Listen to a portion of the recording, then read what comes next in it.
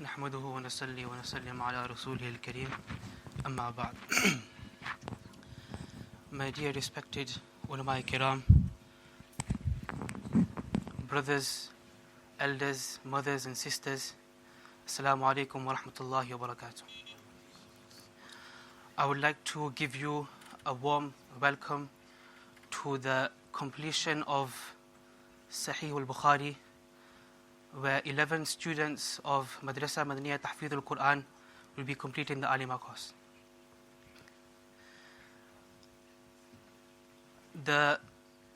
When our Rasulullah sallallahu alaihi wasallam left this world, there was only one book in the Islamic library, the Quran al-Kareem. And this book was scattered in the hearts of the Sahaba Kiram, Ridwanullahi alayhim ajma'in, and on the leaves, on bones and parchments. It was through the effort of the Sahaba Kiram, the Tabi'een, the ulama, up until today, that they have sacrificed their lives so that we may learn the ahadith of Rasulullah sallallahu alaihi wasallam in such comfort. Hazrat Abu Hurairah radiallahu ta'ala anhu, who is from the Mukthirina fil Hadith, meaning he was from those Sahaba who narrated the most ahadith of Rasulullah sallallahu alaihi wasallam. He says that there were days when I didn't eat the entire day. There were days when I would fall whilst walking, I would faint whilst walking, and I would tie a stone to my stomach out of hunger. He had the ability to earn, he had the ability to go out and get a job, but he sacrificed this so he can learn the ahadith from Rasulullah sallallahu alaihi wasallam. And it was through this sacrifice that the ahadith are in the book format today, and we are able to learn these ahadith in comfort. Now, alhamdulillah, this year 11 students have graduated from Madrasa Madaniya Tahfidh al-Quran and will be completing the Sahih al-Bukhari and Sunan Abi Dawood today. These students, they study 2, 3, 4 days a week, and then they return home and they supplement this knowledge with individual study. And these students, they have families, they have children, they have jobs, they have other commitments. But still, these students have sacrificed a lot to attain this knowledge. So may Allah subhanahu wa ta'ala accept these students, may Allah subhanahu wa ta'ala accept all the efforts. أعوذ بالله من الشيطان الرجيم بسم الله الرحمن الرحيم يا أيها الذين آمنوا كتب عليكم الصيام كما كتب على الذين من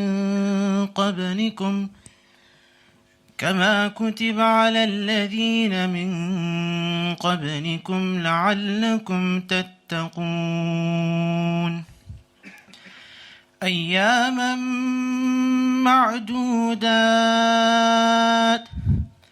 فمن كان منكم مريضا أو على سفر فعدة من أيام أخر وعلى الذين يطيقونه فدية طعام مسكين فمن تطوع خيرا فهو خير له وأن تصوموا خير لكم إن كنتم تعلمون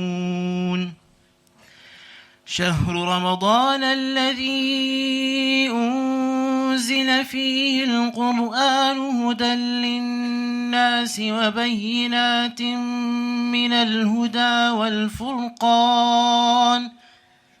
فمن شهد منكم الشهر فليصمه ومن كان مريضا أو على سفر فعدة من أيام أخر يريد الله بكم اليسر ولا يريد بكم العسر ولتكملوا العدة ولتكبروا الله على ما هداكم ولعلكم تشكرون وإذا سألك عبادي عني فإني قريب أجيب دعوة الداعي إذا دعان فليستجيبوا لي وليؤمنوا بي لعلهم يرشدون صدق الله العظيم. MashaAllah, Jazakumullah. Alhamdulillah, our madrasa, we have had an alima class running for almost 20 years now, for over 20 years. And as well as the alima class, we have courses and classes for ladies, one-day courses, weekend classes. We also have once a week, weekly classes for any student, anyone that wants to learn the deen. As well as this, we have also established an Islamic library in which there are fiction, non-fiction books where is benefited youth, children and adults. In our alima class, alhamdulillah, we've had an ustad of Sahih al-Bukahi Mufti Siraj, who's been teaching for almost 15 years. I would like to call upon Mufti Saheb to bless this gathering with his words.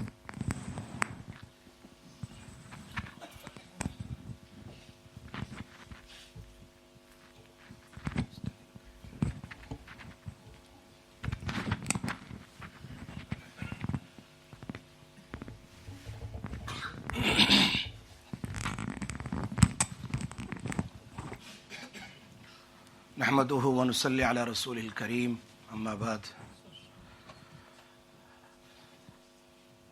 معکر علماء کرام اور آج کی اس مجلس کی روح روا شیخ الحدیث حضرت مفتی اسماعیل صاحب دامت و برکاتہم العالیہ، اور ساتھ ساتھ میں جتنے بھی سامعین یہاں موجود ہے اور پردہ نشین میری اسلامی مائیں اور بہنیں اور بیٹیاں، اللہ سے دعا کرتے ہیں اللہ تبارک و تعالی ہمارے اس جلسے کو قبول فرمائے، جس میں آج بخاری شریف اور سنن ابو داود شریف کا ختم ہو رہا ہے. الحمدللہ جہاں تک میرا گمان ہے کہ یہ طالبات they have completed the دورہ حدیث within 2.5 years.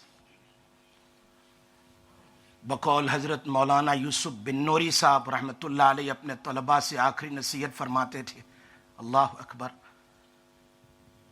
کہ اللہ نے قرآن میں فرمایا ثم اورثنا الکتاب الذین اصطفینا من عبادنا. کوئی آدمی صبح چائے دکان والا چائے کی فکر میں لگتا ہے، وہ پینٹر پینٹ کی فکر میں لگتا ہے، پلمبر پلمبنگ کی فکر میں لگتا ہے، لیکن اللہ کے کچھ ایسے بندے اور بندیاں ہیں جس کو اللہ have chosen them کہ صبح آؤ میں اپنا قرآن تمہاری گود میں رکھتا ہوں، تم یاد کرو اس کو، اور نبی پاک صلی اللہ علیہ وسلم کی حدیثیں رکھتا ہوں، تم اسے یاد کرو.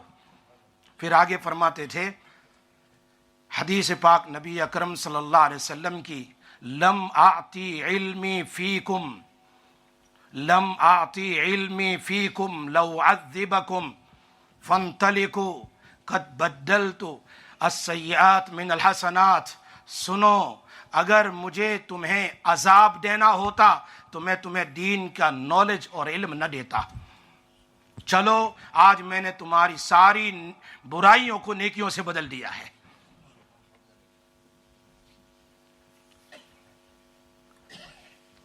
بخاری شریف انشاءاللہ ہمارے حضرت مفتی صاحب دامت برکاتہم العالیہ، اللہ ان کو صحت کاملہ عاجلہ نصیب فرمائیں، اللہ ان کے علم و عمل میں بے انتہا برکات نصیب فرمائیں، کہو آمین. اللہ حضرت کا سایہ ہم سب کے لیے تادیر قائم دائم فرمائے. حضرت بہت ساری تفصیل سے انشاءاللہ اس کو بیان کریں گے. مجھے 3 باتیں بیان کرنی ہے کہ مجھے 5 یا 7 منٹ دی گئی ہے. اس 5 اور 7 منٹ میں مجھے 2-3 باتیں جو میرے ذہن میں مجھے بتلانی ہے. سب سے پہلے طالبات کے لیے اور میرے لیے اور ہم سب کے لیے سبق ہے کہ ہماری زندگی کلمہ ایمان کے مطابق اور اس کے تقاضے کے مطابق ہو. یہ بخاری شریف کا آخری درس ہمیں کہتا ہے. نمبر 2، حق بات کا اظہار ہو، چاہے زبان سے چاہے لکھ کر. یہ بخاری شریف کی آخری حدیث ہمیں سکھا رہی ہے. نمبر 3، تبلیغ لوگوں کے سامنے ہم کھل کر بیان کریں حق بات کو، حق بات کی تبلیغ کریں. یہ 3 باتیں. اور چوتھی بات آخری حدیث سے ہمیں ملتی ہے، میری اور آپ کی زبان پر ہر وقت ذکر اللہ ہو. یہ 4 باتیں. امام بخاری رحمت اللہ علیہ نے کتاب الایمان سے، بلکہ کتاب بدل الوحی سے اپنے کتاب شروع کی اور اس کے بعد ایمان کو بیان کیا شروع میں، اور اخیر میں کتاب التوحید کو بیان کیا. اور توحید از اے پارٹ آف دا ایمان، ایمان کا امپورٹنٹ بلیف اور عقیدہ ہے، تو ساتھ میں بیان کرنا چاہیے تھا توحید کو ایمان کے ساتھ. کیا بات ہوئی کہ ایمان کو پہلے شروع میں بیان کیا، پہلی جلد کے بگن میں، اور توحید کو اینڈ میں بیان کیا. یہ مجھے اور آپ کو امام بخاری جیسے بعض شرح کہتے ہیں سبق دے رہے ہیں اپنی زندگی میں اس کتاب کو لکھ کر کہ بچہ جب پیدا ہوتا ہے تو اس کی زندگی اس کے داہنے کان میں اذان دی جاتی ہے، بائیں کان میں اقامت کہی جاتی ہے. فرمایا تیری زندگی بھی اسلام اور کلمے سے شروع ہو کہ تیرے دل میں تو پیدا ہو سب سے پہلے توحید کا بیج ڈالا جاتا ہے اور اسی پر تیری زندگی گزرے گی. تیری موت آئے، من کان آخر کلامہ لا الہ الا اللہ دخل الجنہ. توحید کو اخیر میں لا کر اشارہ کیا، شروع سے لے کر اخیر تک میری اور آپ کی زندگی ایمان اور اس کے تقاضے کے مطابق ہو. دوسری بات، علامہ انور شاہ صاحب رحمت اللہ علیہ نے سوال کیا علامہ شبیر احمد عثمانی رحمت اللہ علیہ سے کہ آپ کی نگاہ میں، آپ کی نظر میں کہیں گزرا ہے متقدمین کی باتوں میں سے یا محدثین کی باتوں میں سے کہیں آپ کی نگاہ سے یہ بات گزری ہے کہ جہاں کہیں نبی اکرم صلی اللہ علیہ وسلم نے ایمان اور کلمے کی بات کی تو ہر جگہ لا الہ الا اللہ کے ساتھ محمد الرسول اللہ بیان کیا. نماز اقامت والی حدیث کو دیکھو، اذان والی حدیث کو دیکھو، التحیات والی حدیث کو دیکھو، ہر جگہ اشہد ان لا الہ الا اللہ و اشہد ان محمد الرسول اللہ. لیکن جب انسان کی وفات کا وقت آتا ہے تو اللہ کے نبی صلی اللہ علیہ وسلم نے صرف لا الہ الا اللہ کو بیان کیا. من کان آخر کلامہ لا الہ الا اللہ لکنوا موتاکم بکلمتی لا الہ الا اللہ. کوئی ایسا نقطہ تمہاری نگاہ سے گزرا ہے؟ کہا بات بالکل صحیح ہے، میری نگاہ سے کوئی ایسا نقطہ گزرا نہیں ہے اور نہ میں نے سوچا ہے. آپ ہی بتا دیجئے. علامہ انور شاہ صاحب سے سوال کر رہے ہیں، آپ ہی بتا دیجئے. فرمایا 2 وجہ ہے. ایک وجہ یہ ہے کہ دنیا کے کسی کونے میں اگر فطرت کا زمانہ ہو یا کسی کونے میں کوئی انسان رہتا ہو اور اسے پتہ ہی نہیں نبی اکرم صلی اللہ علیہ وسلم کی تبلیغ کا اور ان کے آنے کا، لیکن ایک آسمان کو دیکھ کر، زمین کو دیکھ کر، دنیا کی قدرت کو دیکھ کر وہ اللہ پر ایمان لاتا ہے اور اسے نبی علیہ السلام کا پتہ نہ ہو تو وہ بھی اس کلمے کی وجہ سے جنت میں جائے گا. دوسری وجہ علامہ انور شاہ صاحب نے بیان فرمائی، یہ لا الہ الا اللہ سید الاذکار ہے، سید الاذکار ہے. اور اب افضل الذکر لا الہ الا اللہ، افضل الذکر لا الہ الا اللہ. اشارہ کیا اس بات کی طرف کہ دیکھو تم کلمے کا، اس لیے کہ کلمے کی دو شکل ہے، ایک کلمہ توحید ہے اور ایک کلمۃ الذکر ہے. اب مرتے وقت کون سا کلمہ پڑھایا جاتا ہے؟ بھائی تلقین کرو تلقین کرو، کیا اس کو توحید सिखाई जा रही है। ये तो मुसलमान के घर में पैदा हुआ और उसकी जिंदगी इस्लाम पर गुजरी और नमाजों पर गुजरी। ये तो कलमा पढ़ता था, इसको कौन सा कलमा पढ़ाया जा रहा है? अल्लामा अनवर शाह साहब फरमाते हैं यहां कलमे तौहीद नहीं है, यहां कलेमतु जिक्र है, वरना फिर मसला बहुत मुश्किल हो जाएगा कि जो लोग यहां देखो अभी बीमारी आई थी, उस वक्त देखो कितने लोग आईसीयू में इंतकाल कर गए, करीब में जाने भी नहीं देते थे, उनकी कलमे की तलकीन भी नहीं हुई, क्या मालूम 2 महीना आईसीयू में रहे, 3 महीना रहे और कहीं ज्यादा रहकर फिर इंतकाल कर गए, उनका क्या होगा? हजरत फरमाते हैं कि यहां कलेमे तौहीद नहीं, इसलिए कि उसकी जिंदगी कलेमे तौहीद पर थी। अब ये इंतकाल कर रहा है कलेमतो जिक्र पर, और जिक्र मुस्तहब है, बहुत बहुत तो इसका मुस्तहब छूट गया, लेकिन कलमे तौहीद पर इसका इंतकाल हुआ है। ये दूसरी चीज, इससे मालूम होता है कि हमें हर वक्त अल्लाह का जिक्र करना चाहिए। आखिरी वजह बयान कर देता हूं कि दूसरी एक वजह मुहद्दिसीन ने बयान फरमाई है कि इमाम बुखारी रहमतुल्लाह अलैह ने आखिर में किताब तौहीद को बयान किया। और मेरी तालिबात इस बात को, इस सबक को पल्ले बांध कर जाओ और उस पर अमल करना। हजरत क्या फरमाते हैं इमाम बुखारी? आखिरी बाब किताब तौहीद को बयान किया, और इसलिए कि बहुत सारे फिरके उनके जमाने में और उनसे पहले जो सही रास्ते से हट चुके थे, गुमराह हो चुके थे और बहुत सारी चीजों का, इस्लाम की चीजों का इनकार और रिजेक्ट करते थे, उनके लिए हजरत ने सल्बी पहलू इख्तियार किया, यानी आखिर में किताब तौहीद, जिसका दूसरा नाम है किताब रद अलल जहमिया, उन लोगों की रद में इस आखिरी बाब को बयान किया।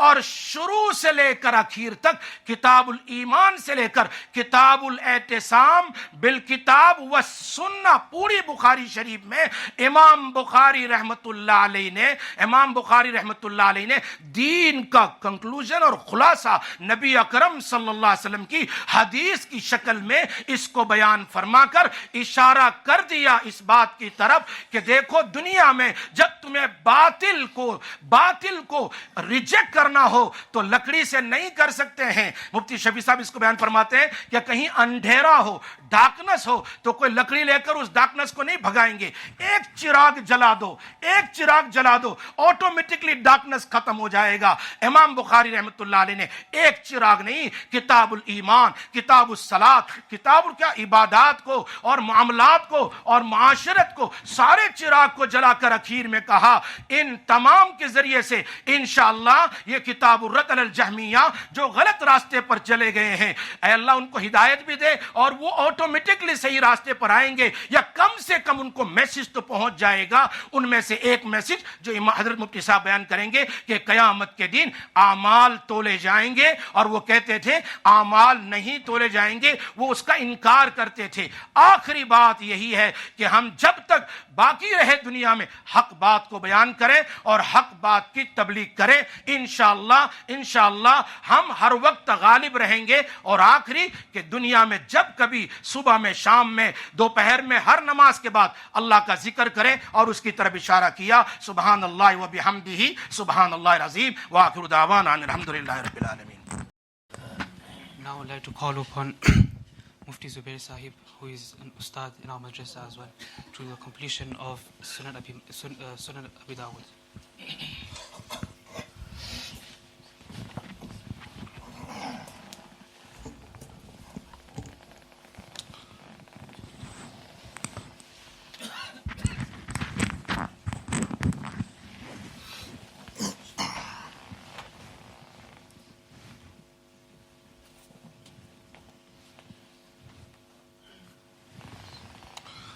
بسم الله الرحمن الرحيم الحمد لله رب العالمين والصلاة والسلام على سيد الرسل وخاتم النبيين محمد وآله وصحبه أجمعين ومن تبعهم بإحسان إلى يوم الدين أما بعد. السلام عليكم ورحمة الله وبركاته.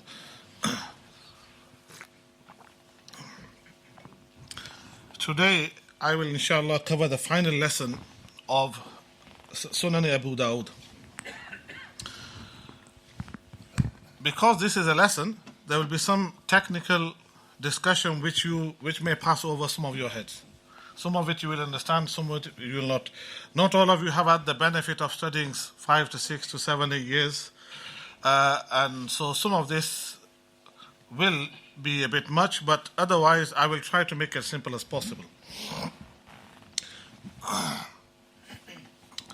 First, a bit on the book. The books of hadith are of different categories, different types. And Abu Dawood is known as Sunan Abu Dawood. And this is a terminology that is used for those books of hadith that where the chapters are arranged according to the chapters according to the books of fiqh. So the books of fiqh, they cover our practical life. And one of the first obligations that we are faced with is our salah.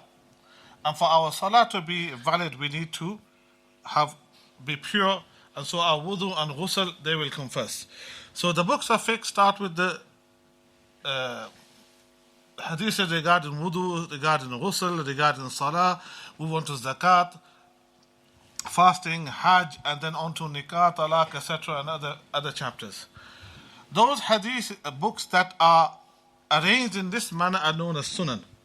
Imam Abu Dawood rahmatullah alayhi, he also arranged his book of hadith in this manner, and out of the 6 muhaddithin who have compiled books of hadith known as Sahih Sitta, he was the one who was more attuned to fiqh. The Imam Bukhari rahmatullah alayhi, Imam Muslim, Imam Tirmidhi, Naseehah, etc., they all had some element of it, but only Imam Abu Dawood rahmatullah alayhi had a very closer affiliation with fiqh, and so he has arranged his book according to the chapters of fiqh. Now, I am going to just cover the last hadith, inshallah. I have been given, I think, a bit more than 5 to 7 minutes, I think maybe 15 to 20 minutes. So I will cover the final hadith in the final chapter, inshallah, and then inshallah will be followed by the khatam of Sahih al-Bukhari. Bismillah ar-Rahman ar-Rahim.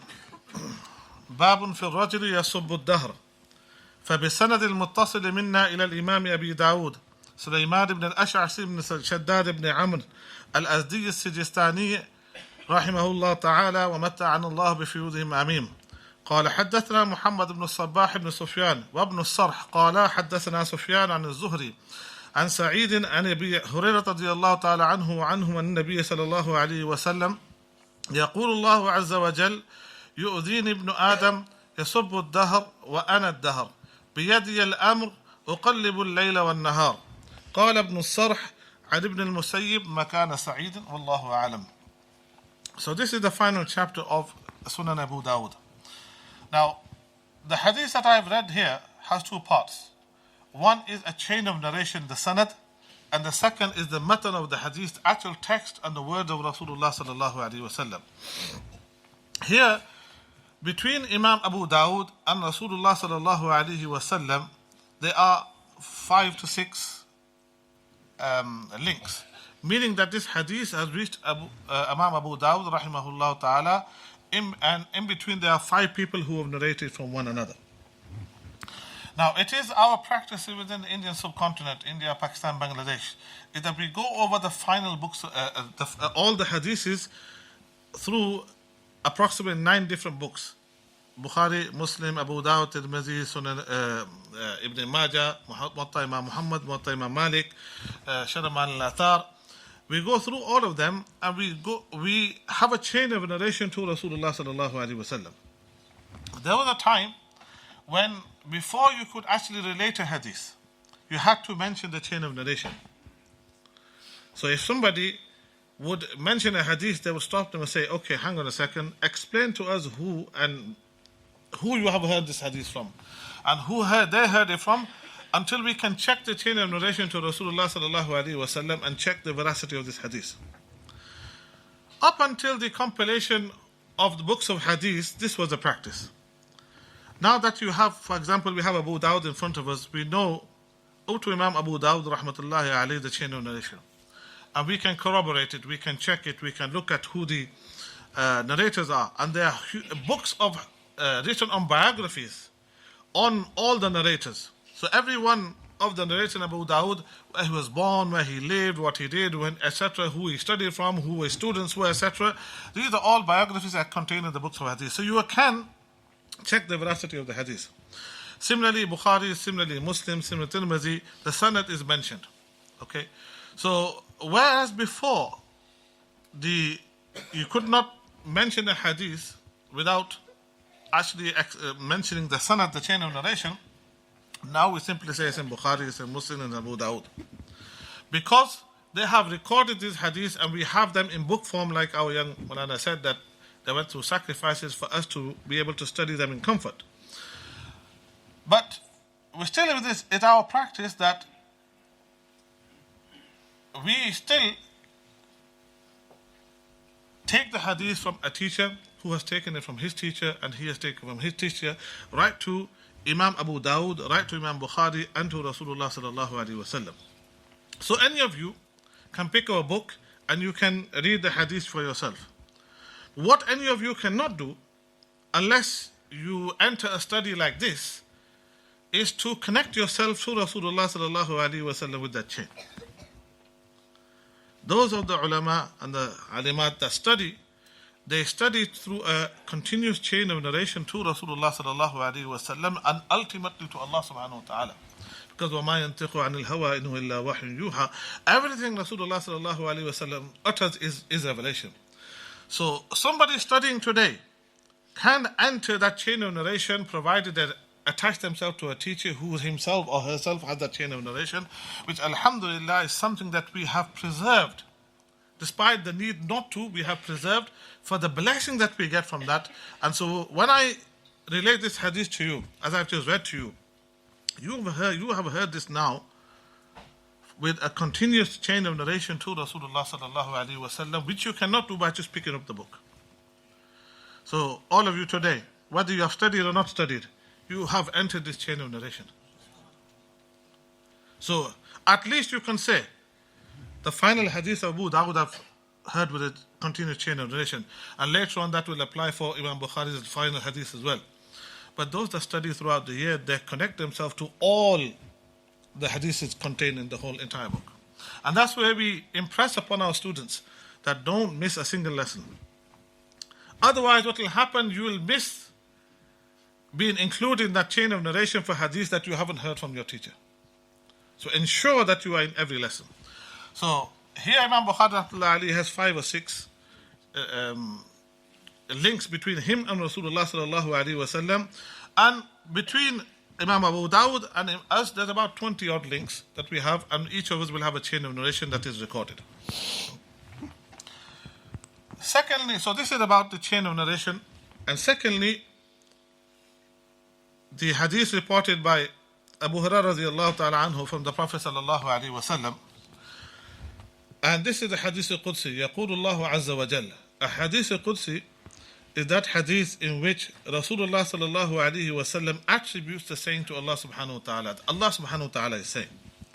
Now there is a difference of opinions among the scholars as are these the actual words of Allah subhanahu wa ta'ala, and that is one opinion, or are these the words of Rasulullah sallallahu alaihi wasallam but he is attributing it to Allah subhanahu wa ta'ala. That's the second opinion. So it is attributed to Allah subhanahu wa ta'ala, whether these are his actual words and they are differentiated from the Holy Quran through, this is a chain of narration that is ahad, well at the Quran Kareem Mutawatir said there are some differences, but here this hadith is reported that Allah subhanahu wa ta'ala is saying, Yu'din ibn Adam, the son of Adam, he harms me, or he gives me trouble, he causes me harm, he causes me disquiet, he causes me discomfort. Why? Yasubbu dahr, he curses the time. Wa ana dahr, I am the time. Biyadi al-amr, in my hand is the whole situation is in my hand, the dominion is in my hand. Uqallibu al-layla wal-nahar, I am the one who changes the night to day. Uqallibu al-layla wal-nahar, I change the night to day and day to night.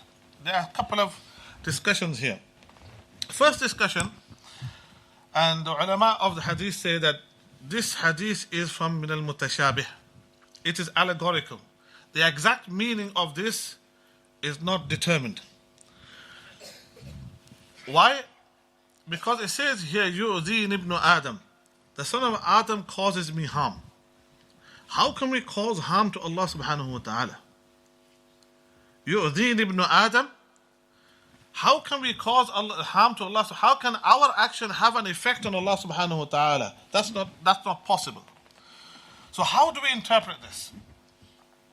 So in the early generations, when you had things that were allegorical, the mutashabihat, for example, the hand of Allah, the face of Allah.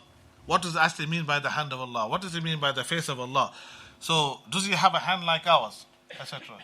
So laysa kamithlihi shay, there's nothing like unto Allah subhanahu wa ta'ala. He's not like us. So therefore, one group, or most of the earlier scholars, Sahaba, Tabi'in, Tabu Tabi'in, they would simply say that the meaning of this we consign to Allah subhanahu wa ta'ala. We don't know what this means, and we don't attempt to give it an interpretation. We consign it to Allah subhanahu wa ta'ala. We accept it as true that here yu'dhin ibn Adam. For example, Allah subhanahu wa ta'ala, He also says in the Holy Quran, إِنَّ الَّذِينَ يُؤْذُونَ اللَّهَ وَرَسُولَهُ. It's not just in this hadith. Other verse of the Holy Quran, إِنَّ الَّذِينَ يُؤْذُونَ اللَّهَ وَرَسُولَهُ. Those people that bring harm to Allah subhanahu wa ta'ala and His Messenger. لَعَنَهُمُ اللَّهُ فِي الدُّنْيَا وَالْآخِرَةِ. Allah has cursed them in the earth and in the hereafter. So even that hadith mentions causing harm to Allah subhanahu wa ta'ala. So there are some that say, what this causing harm means, only Allah knows. Whatever is befitting Him, we accept. Allah has stated it, He has affirmed it, so we accept, we believe in it. What that actually means, we don't know, we don't speculate, we leave that to Allah subhanahu wa ta'ala. Whereas some of the Salaf, some of the earlier generations from the Sahaba, Tabi'in, Tabi Tabi'in, for example, Abdullah ibn Abbas, Qatada, Alqama, etc., and others, they would give it some kind of interpretation. And the majority of the later scholars did so, because later at the earlier times, it was this is simply something that is mentioned, okay, we believe in it. They didn't question. Later on, you got people and different ideologies, and as Islam spread, the interpretation was needed for what actually this refers to, because questions were then raised. And so the later scholars, they began to do the figurative interpretation, ta'wil. So the others, what they would do is known as tafweez. We simply consign the meaning to Allah subhanahu wa ta'ala, that Allah knows best what this means. We're not going to attempt at giving it a meaning. Whereas the later scholars, what they began to do is interpret this. Okay.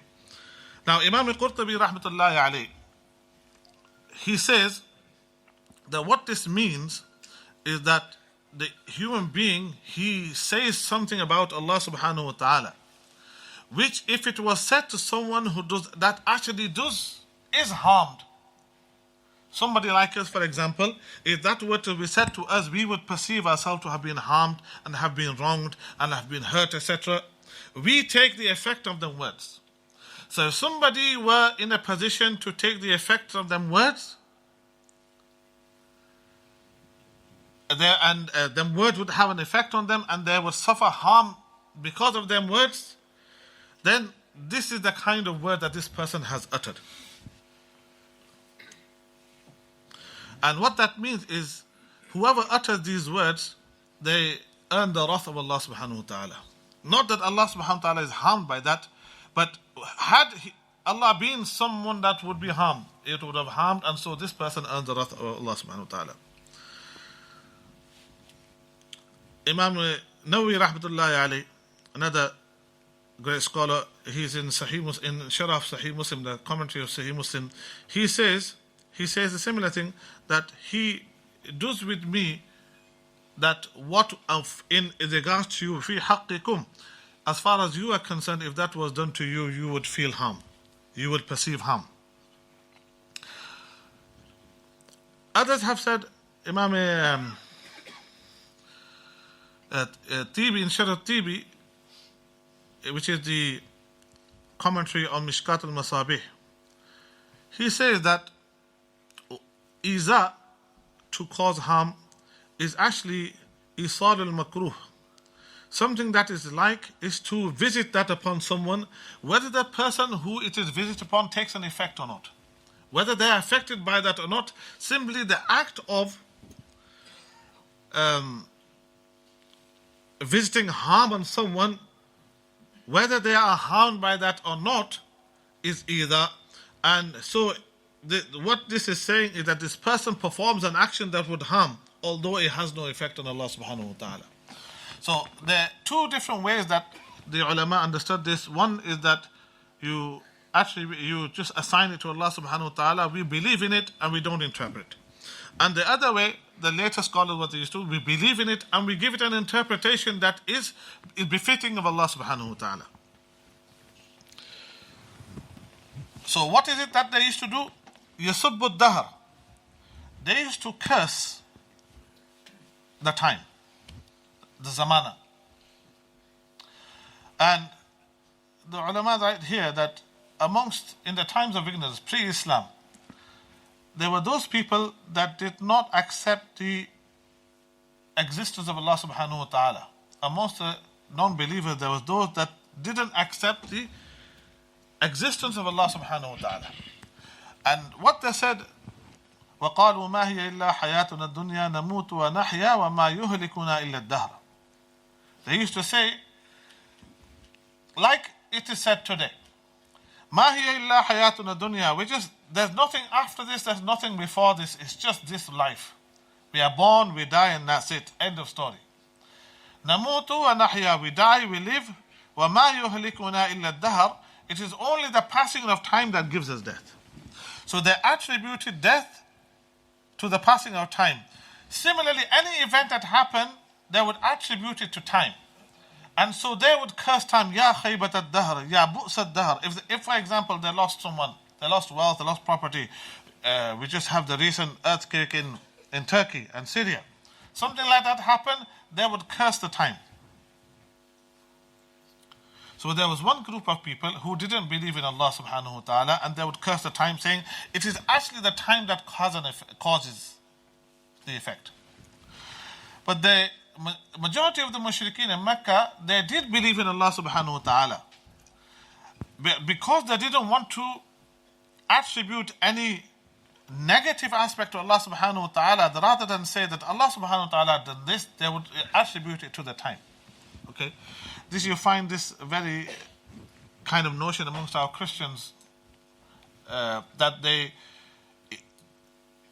don't attribute evil to Allah subhanahu wa ta'ala, to God. Okay?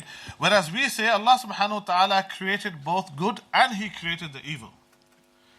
It is not the creation of evil that is evil, it is the actual earning, the cusp of evil that is evil. To actually do the evil is evil, not the creation of evil. So they similarly would not want to attribute anything negative and evil to Allah subhanahu wa ta'ala, so they would curse the time. And Allah subhanahu wa ta'ala in this Hadith al-Qudsi is explaining actually, who is it that created that time? Who is it that you fear for cursing me, yet you curse the time, and it is I that created the time, and it is I that affects everything that happens within that time. So he said, وَأَنَا الدَّهْرَ, I am the time. What does that mean? I am the one who creates this event in this time. It doesn't happen in a vacuum. I am the one that creates it. So if you, for example, I'll give you an example. You come across a painting on the wall. I don't know, you go to London Art Gallery, you look at the painting, and you praise the painting. In reality, the praising of the painting is the praising of the painter. Or you curse the painting and say, can't make out, I'm not sure, is this art? I'm not sure what this is. It's just a few scribbles, and it's art. So you curse the art that is being presented. In reality, what are you doing? The artist is the one you are cursing. The painter, the artist, etc. Similarly, when an event happens in the earth and we curse the event, we curse time, actually we are cursing the cause of the event, Allah subhanahu wa ta'ala. So even though you try to escape cursing Allah subhanahu wa ta'ala by cursing time and saying that it is time that has caused this, Allah subhanahu wa ta'ala is the one who creates that event in the time. Or others have said, وَأَنَا الدَّهْرَ أَيْ أَنَا صَاحِبُ الدَّهْرِ, I'm the one who is the owner of time. Or أَنَا مُقَلِّبُ الدَّهْرِ, I'm that one that changes time.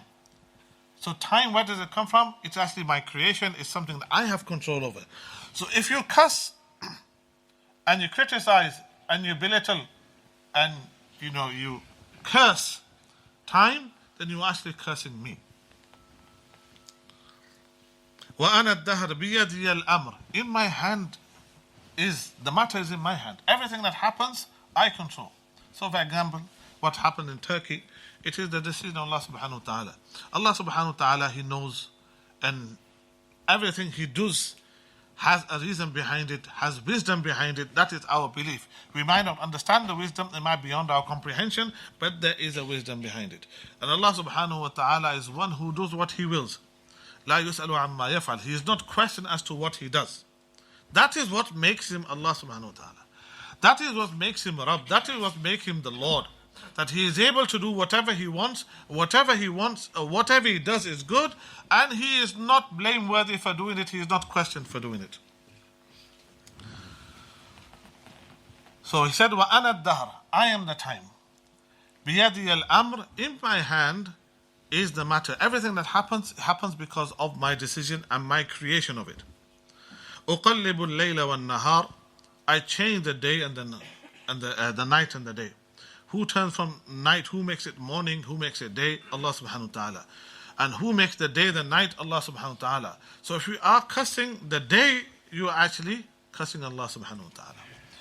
Now, it's maybe not our practice to cuss the day and cuss the time, but when we attribute apportion blame to an event, then actually what we are doing is apportioning blame to Allah subhanahu wa ta'ala, because Allah subhanahu wa ta'ala is the creator of that event. We, within our faith, we accept the decisions of Allah subhanahu wa ta'ala. We encourage others and ourselves to have rida bil qada. Whatever Allah subhanahu wa ta'ala has decreed, you accept it. You observe patience. If it's good, alhamdulillah.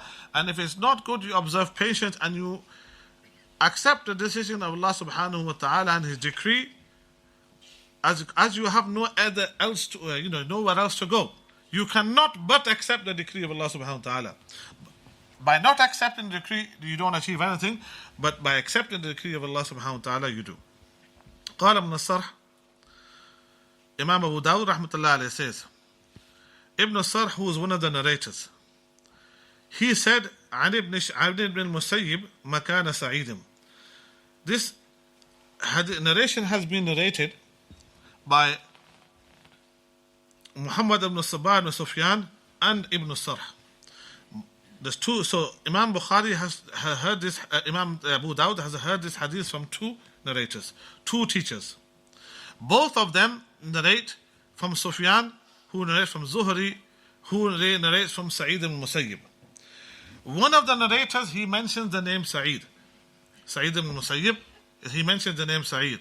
Whereas the other narrator, he doesn't mention the name Sa'id, he mentions his Ibn al-Musayyib. Imam Bukhari is saying here that the narrator is the same, is Sa'id ibn Musayyib. One narrator mentions Sa'id, and the other narration mentions Ibn al-Musayyib. What Imam Bukhari is saying, Imam Abu Dawud is saying here, is that he's recording it as he heard it. So the narrator, who is later narrates this hadith, he says, my Ustad said Sa'id. And the other narrator, he said, my Ustad said Ibn al-Musayyib. Although they're the same person. Showing that even in narrating the chain of narration, they use the exact word that they heard from their teacher. Not the matan of the hadith, not the text of the hadith, just the chain of narration. This is how much they applied exactitude to in how they narrated. I've heard it in this way, and if somebody heard it a different way, he would say, I've heard it a different way. May Allah subhanahu wa ta'ala grant us the tawfiq to apply that to our lives. Have the rada bil qada, be being happy and content with the decision and decree of Allah subhanahu wa ta'ala in our lives. If we are faced with a challenge, we accept it before Allah subhanahu wa ta'ala because we are His slaves, we are His servants. He can do what He wants. يَفْعَلُ مَا يُرِيدُ يَفْعَلُ اللَّهُ مَا يَشَاءُ. He does what He wills. And we accept the will of Allah subhanahu wa ta'ala, and that is the height of Ubudiyya. That is the height of service to Allah subhanahu wa ta'ala. May Allah ta'ala give me the tawfiq and all of you to put this into practice, inshallah. وآخر دعوانا الحمد لله رب العالمين جزاكم الله خيرا وأحسن الجزاء. Inshallah, now we will continue with the final hadith of Bukhari, inshallah. بسم الله الرحمن الرحيم الحمد لله رب العالمين والصلاة والسلام على سيد الأنبياء والمرسلين محمد وآله وأصحابه أجمعين أما بعد.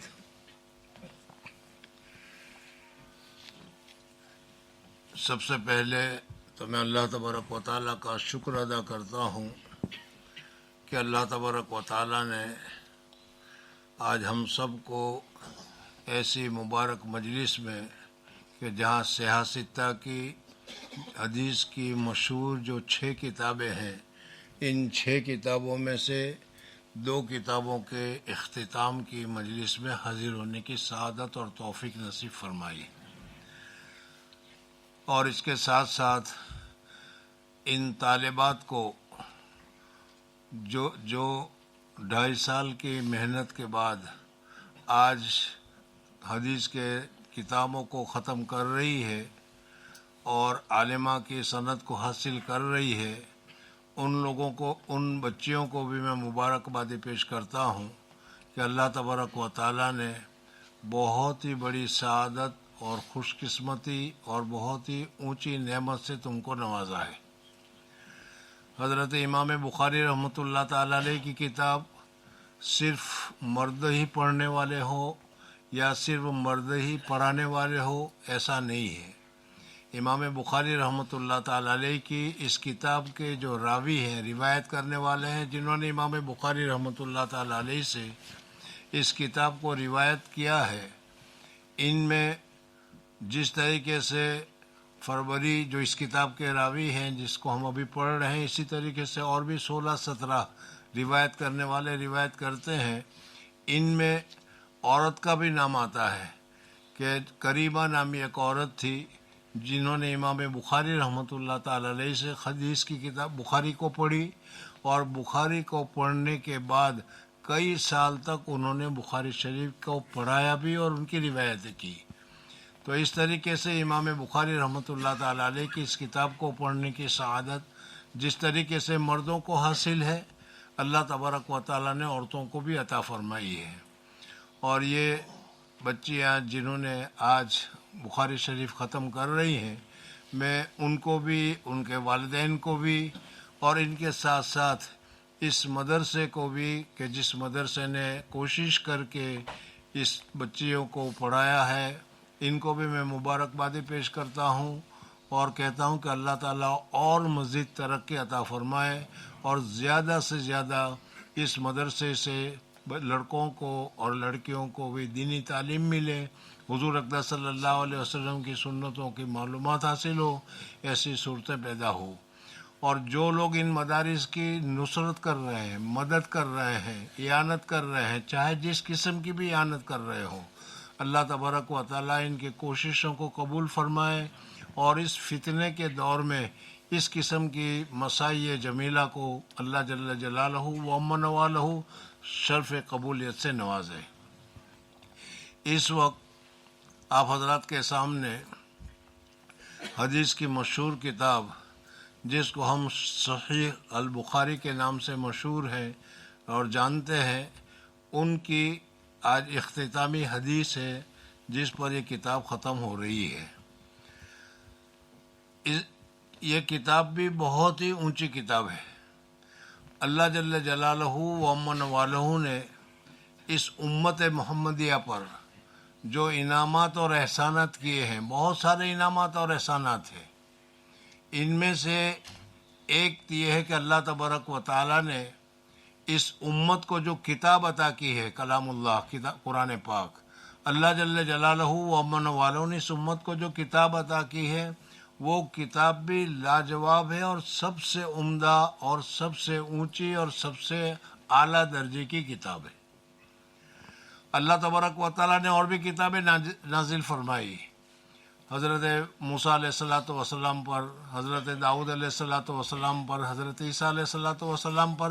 ان تمام کتابوں کے مضامین کو بھی اللہ تبارک و تعالیٰ نے اس قرآن پاک میں جمع کیا ہے، اور قرآن پاک کو تمام کتابوں کے مضامین سے مزین کیا ہے، اور اس کی حفاظت خود اللہ تبارک و تعالیٰ نے اپنے ذمے لی ہے، اور خود اللہ تبارک و تعالیٰ اس کی حفاظت کرتے ہیں۔ اسی وجہ سے آج 1400 سال پورے ہو گئے، لیکن قرآن پاک کے الفاظ میں نہ تو کسی زبر میں، نہ تو کسی زیر میں، نہ کسی اعراب میں، نہ کسی نقطے میں نہ کمی ہوئی ہے نہ زیادتی ہوئی ہے، اور قیامت تک یہ قرآن پاک اسی طریقے سے باقی رہے گا، چاہے اس کو مٹانے والے، اس کو نقصان پہنچانے والے کتنا ہی نقصان پہنچا دے، لیکن اللہ تبارک و تعالیٰ کی اس کتاب میں کوئی بھی تبدیلی نہیں کر سکتا۔ اصح الکتب، سب سے بہترین اور صحیح کتاب اللہ تبارک و تعالیٰ نے قرآن پاک کے نام سے ہمیں عطا فرمائی ہے۔ اسی طریقے سے احادیث میں حضور اقدس صلی اللہ علیہ وسلم کے جو ارشادات ہیں، حضور اقدس صلی اللہ علیہ وسلم کے جو فرامین ہیں، وہ فرامین آج 1400 سال پورے ہو گئے، آج بیا ہی نہیں وہی الفاظ جو حضور اقدس صلی اللہ علیہ وسلم کے زبان مبارک سے نکلے تھے آج ہمارے سامنے موجود ہے، اور یہ کتاب انہی احادیثوں کو جمع کر کے امام بخاری رحمۃ اللہ تعالیٰ علیہ نے 6 لاکھ حدیثیں ان کو حفظ تھی، یاد تھی، ان 6 لاکھ حدیثوں میں سے امام بخاری رحمۃ اللہ تعالیٰ علیہ نے اس کتاب کو جمع کیا اور اس کتاب کو لکھی۔ اسی وجہ سے اصح الکتب بعد کتاب اللہ، اللہ تبارک و تعالیٰ کی کتاب کے بعد یعنی قرآن پاک کے بعد سب سے زیادہ صحیح اگر کوئی کتاب ہے تو یہ بخاری شریف ہے۔ تو میں یہ بتا رہا تھا کہ اللہ تبارک و تعالیٰ نے اس امت پر جو احسانات کیے ہیں، ان احسانات میں سے سب سے بڑا احسان یہ ہے کہ سب سے صحیح، سب سے اچھی، سب سے بہتر، سب سے عمدہ کتاب اللہ تبارک و تعالیٰ نے آج ہم امت مسلمہ کو عطا کی ہے۔ یہ اللہ تبارک و تعالیٰ کا بہت بڑا کرم اور بہت بڑا احسان ہے۔ بخاری شریف امام بخاری رحمۃ اللہ تعالیٰ علیہ کی تصنیف ہے۔ امام بخاری رحمۃ اللہ علیہ کون تھے، کہاں پیدا ہوئے، کس طریقے سے انہوں نے زندگی گزاری، ان کی لائف کی سٹوری وغیرہ بھی بڑی تفصیل ہے، اور اس کتاب کو جو انہوں نے لکھی اس میں بھی جو انہوں نے محنت کی وہ محنت بھی بڑی قابل تعریف ہے۔ خود امام بخاری رحمۃ اللہ تعالیٰ علیہ نے 16 سال میں اس کتاب کو لکھا ہے، اور اس میں جو تراجم الابواب جس کو کہے جاتے ہیں، امام بخاری رحمۃ اللہ تعالیٰ علیہ نے اس کو مکہ مکرمہ میں اور ریاض الجنہ میں بیٹھ کر لکھا ہے، اور پھر اس کے بعد آہستہ آہستہ اس میں حدیثوں کو کنگال کر تلاش کرتے کرتے کرتے ایک ایک حدیث کو ہر ایک باب کے ساتھ جوڑا ہے، اور وہ بھی اسی طریقے سے نہیں کہ الٹپ انہوں نے لکھ لیا ہو، بلکہ امام بخاری رحمۃ اللہ تعالیٰ علیہ نے جس مسئلے کو، جس باب کو ذکر کیا، اس کے مناسب حدیث کے لیے امام بخاری رحمۃ اللہ علیہ نے غور اور فکر کیا، اور غور اور فکر کرنے کے بعد جو 6 لاکھ حدیثیں یاد تھی اس میں سے چن کر ایک حدیث کو اختیار کیا، اور پھر اس کے بعد استخارہ کیا، غسل کیا، نماز نفل پڑھی، اللہ تبارک و تعالیٰ سے دعا کی، اور پھر امام بخاری رحمۃ اللہ تعالیٰ علیہ نے اس باب کے تحت میں اس حدیث کو ذکر کیا، اور اس طریقے سے اس کتاب کو امام بخاری رحمۃ اللہ تعالیٰ علیہ نے لکھا۔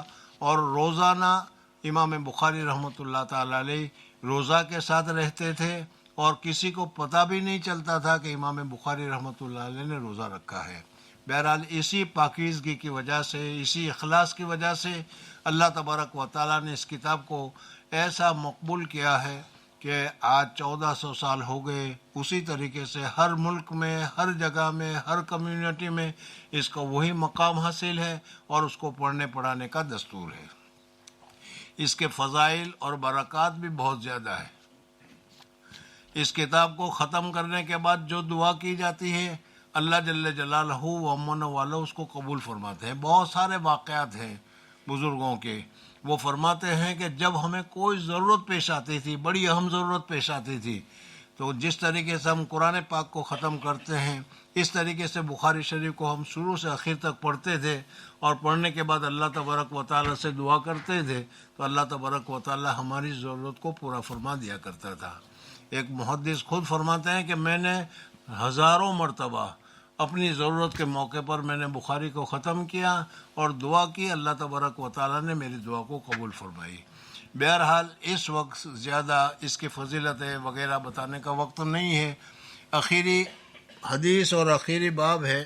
امام بخاری رحمۃ اللہ تعالیٰ علیہ نے اپنی اس کتاب میں سب سے آخری جو باب منعقد کیا ہے وہ باب ہے باب قول اللہ تعالی ونضع الموازین القسط لیوم القیامہ وان اعمال بنی آدم وقولهم توزن وقال مجاہد القسطاس والعدل بالرومیہ ويقال القسط مصدر المقسط وهو العادل واما القاسط فهو الجائر۔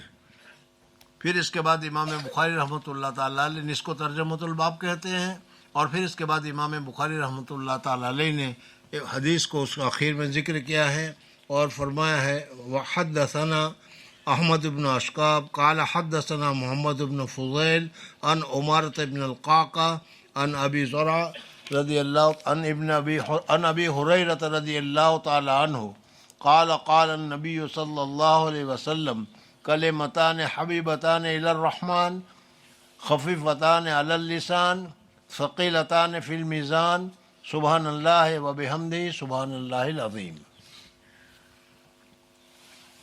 ابھی آپ حضرات نے سنا کہ امام بخاری رحمۃ اللہ تعالیٰ علیہ نے اس کتاب میں سب سے پہلے بابن کیف کان بدء الوحی کے ذریعے سے اس کتاب کو شروع کیا۔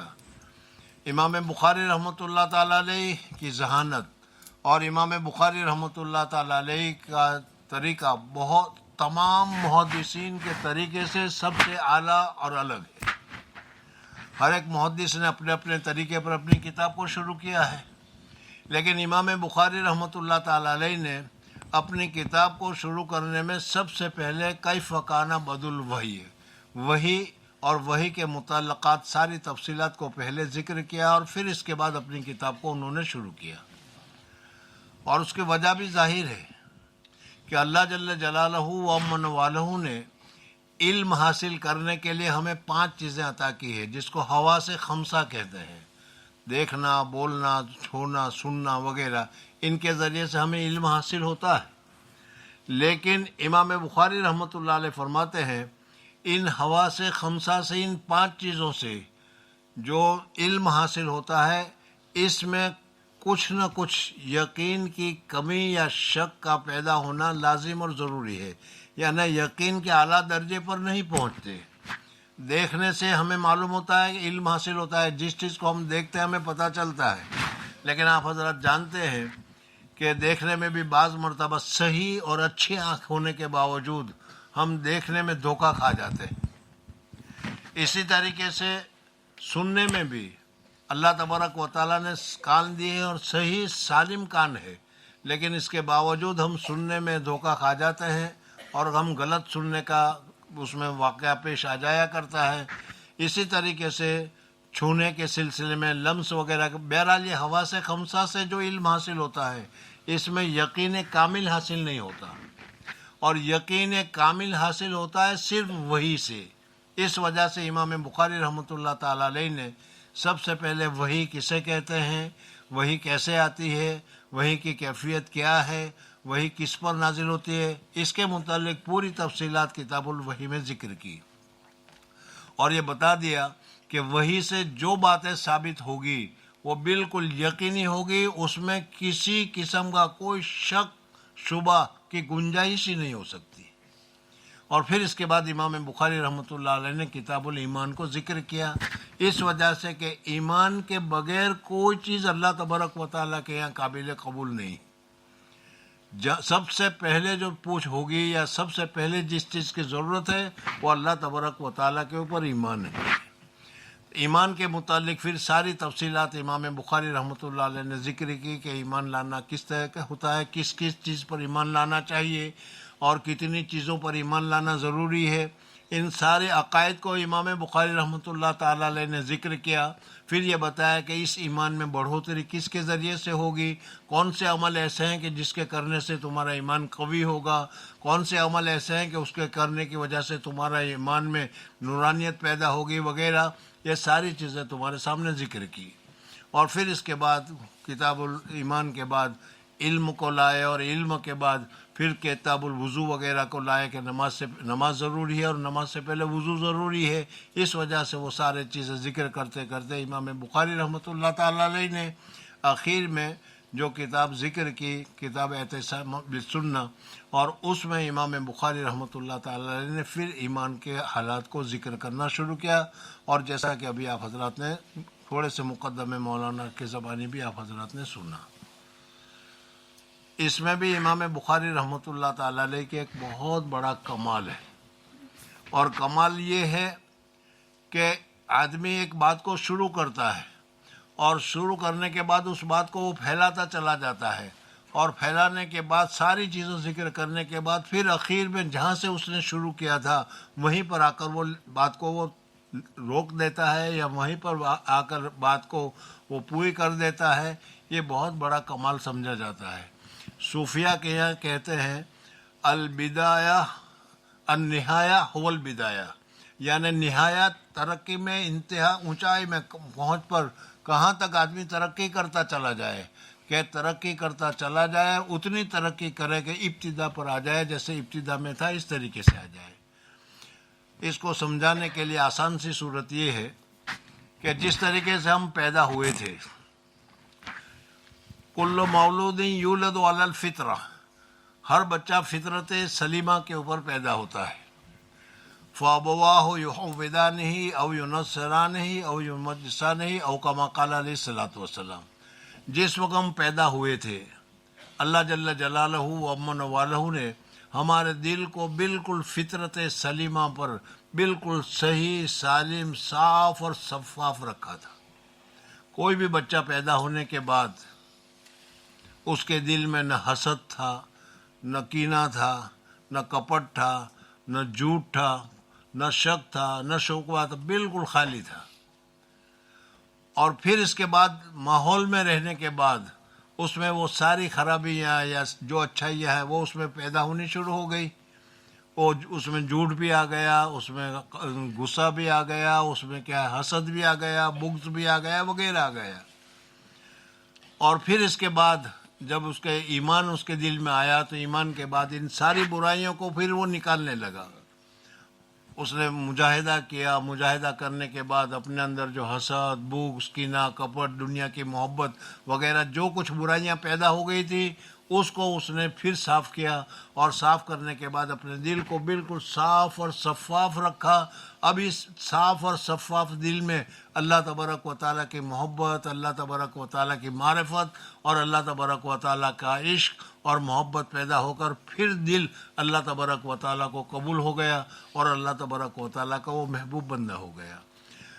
تو اسی طریقے سے امام بخاری رحمۃ اللہ تعالیٰ علیہ نے کتاب الایمان سے شروع کیا، اور ایمان کے بعد بات کو پھیلاتے چلے گئے، اور اخیر میں پھر کتاب التوحید پر لا کر ایمان پر اپنی کتاب کو پورا کر کے گویا کہ امام بخاری رحمۃ اللہ تعالیٰ علیہ نے اپنا کمال دکھلا دیا کہ جہاں سے شروعات کی تھی وہیں پر آ کر کتاب کو اپنی ختم کر رہے ہیں. یہاں پر ایک سوال پیدا ہوتا ہے کہ جب یہ کتاب التوحید ایمان کا ایک جز ہے تو ایمان کے ساتھ اس کو ذکر کرنا چاہیے تھا.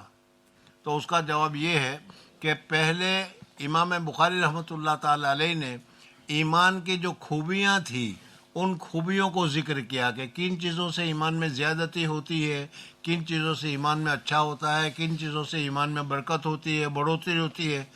اور اخیر میں اس ایمان پر جو لوگوں نے شک اور شبہات پیدا کر لیے، حضور اقدس صلی اللہ علیہ وسلم کی تشریف آوری کے بعد صحابہ کرام رضوان اللہ تعالیٰ علیہ مجمعین کو حضور اقدس صلی اللہ علیہ وسلم نے تربیت کی، اور ایسی جامع اور مضبوط تربیت کی کہ صحابہ کرام رضوان اللہ تعالی علیہ مجمعین کے دلوں سے حسد، بغض، کینہ، کپٹ یا اس قسم کی جتنی برائیاں تھیں وہ ساری برائیاں حضور اقدس صلی اللہ علیہ وسلم نے ان کے دلوں سے صاف کر دی اور ان کو اتنے اونچے درجے پر پہنچا دیا کہ جس کو آج ہم رضی اللہ عنہ سے تعبیر کرتے ہیں، اور صحابہ کا جو درجہ ہے آج کسی غوث یا کتب کے درجے پر بھی کوئی پہنچا ہوا آدمی ہو وہ صحابہ کے درجے پر نہیں پہنچ سکتا. اتنا اونچا حضور اقدس صلی اللہ علیہ وسلم نے صحابہ کا اونچا درجہ دے دیا اور فرما دیا کہ اصحابی کا نجوم، میرے صحابی ستاروں کے مانند ہے، بیئہم اقتدیتم اہتدیتم، جون سے بھی صحابی کی تم اقتدا کرو گے ہدایت پر پہنچ جاؤ گے. تو حضور اقدس صلی اللہ علیہ وسلم کے زمانہ جیسا گزرتا رہا، دین پھیلتا رہا، عرب سے نکل کر عجم تک اور کیا ہے دنیا کے کونے کونے میں اسلام پھیل گیا، تو وہاں کے لوگوں کے ذہنیت، لوگوں کی حالات کی وجہ سے اور لوگوں کے دماغ میں کیا ہے جو اپنے پرانے خیالات تھے، ان پرانے خیالات کی وجہ سے کچھ شکوک اور شبہات پیدا ہو کر کچھ لوگ ایسے بھی پیدا ہو گئے کہ جنہوں نے شک اور شبہات کو پیدا کرنا شروع کر دیا. جہم ابن صفوان نامی سب سے پہلا ایک آدمی ہے کہ جس نے اپنے دماغ کو، اپنے عقل کو معیار ٹھہرایا کہ جو میرے دماغ میں آئے گا، جو میری سمجھ میں آئے گا میں اس کو صحیح مانوں گا، اور جو میرے دماغ میں نہیں آئے گا میں اس کو صحیح نہیں ماننے گا.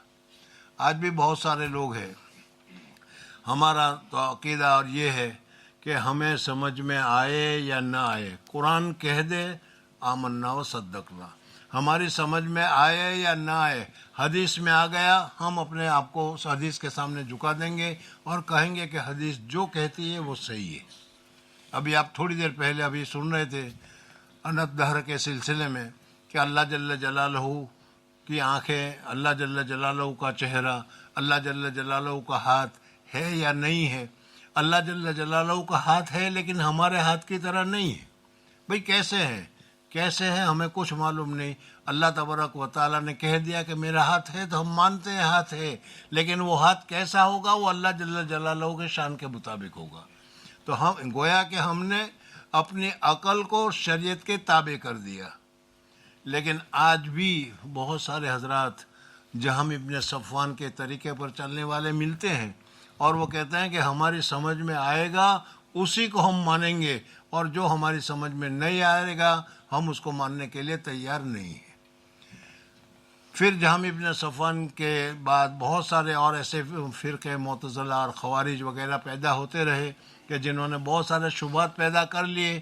امام بخاری رحمۃ اللہ تعالی علیہ نے کتاب الاعتصام بالسنہ میں انہی کا تذکرہ کرنے کے بعد آج جو آخری باب ذکر کیا جا رہا ہے وہ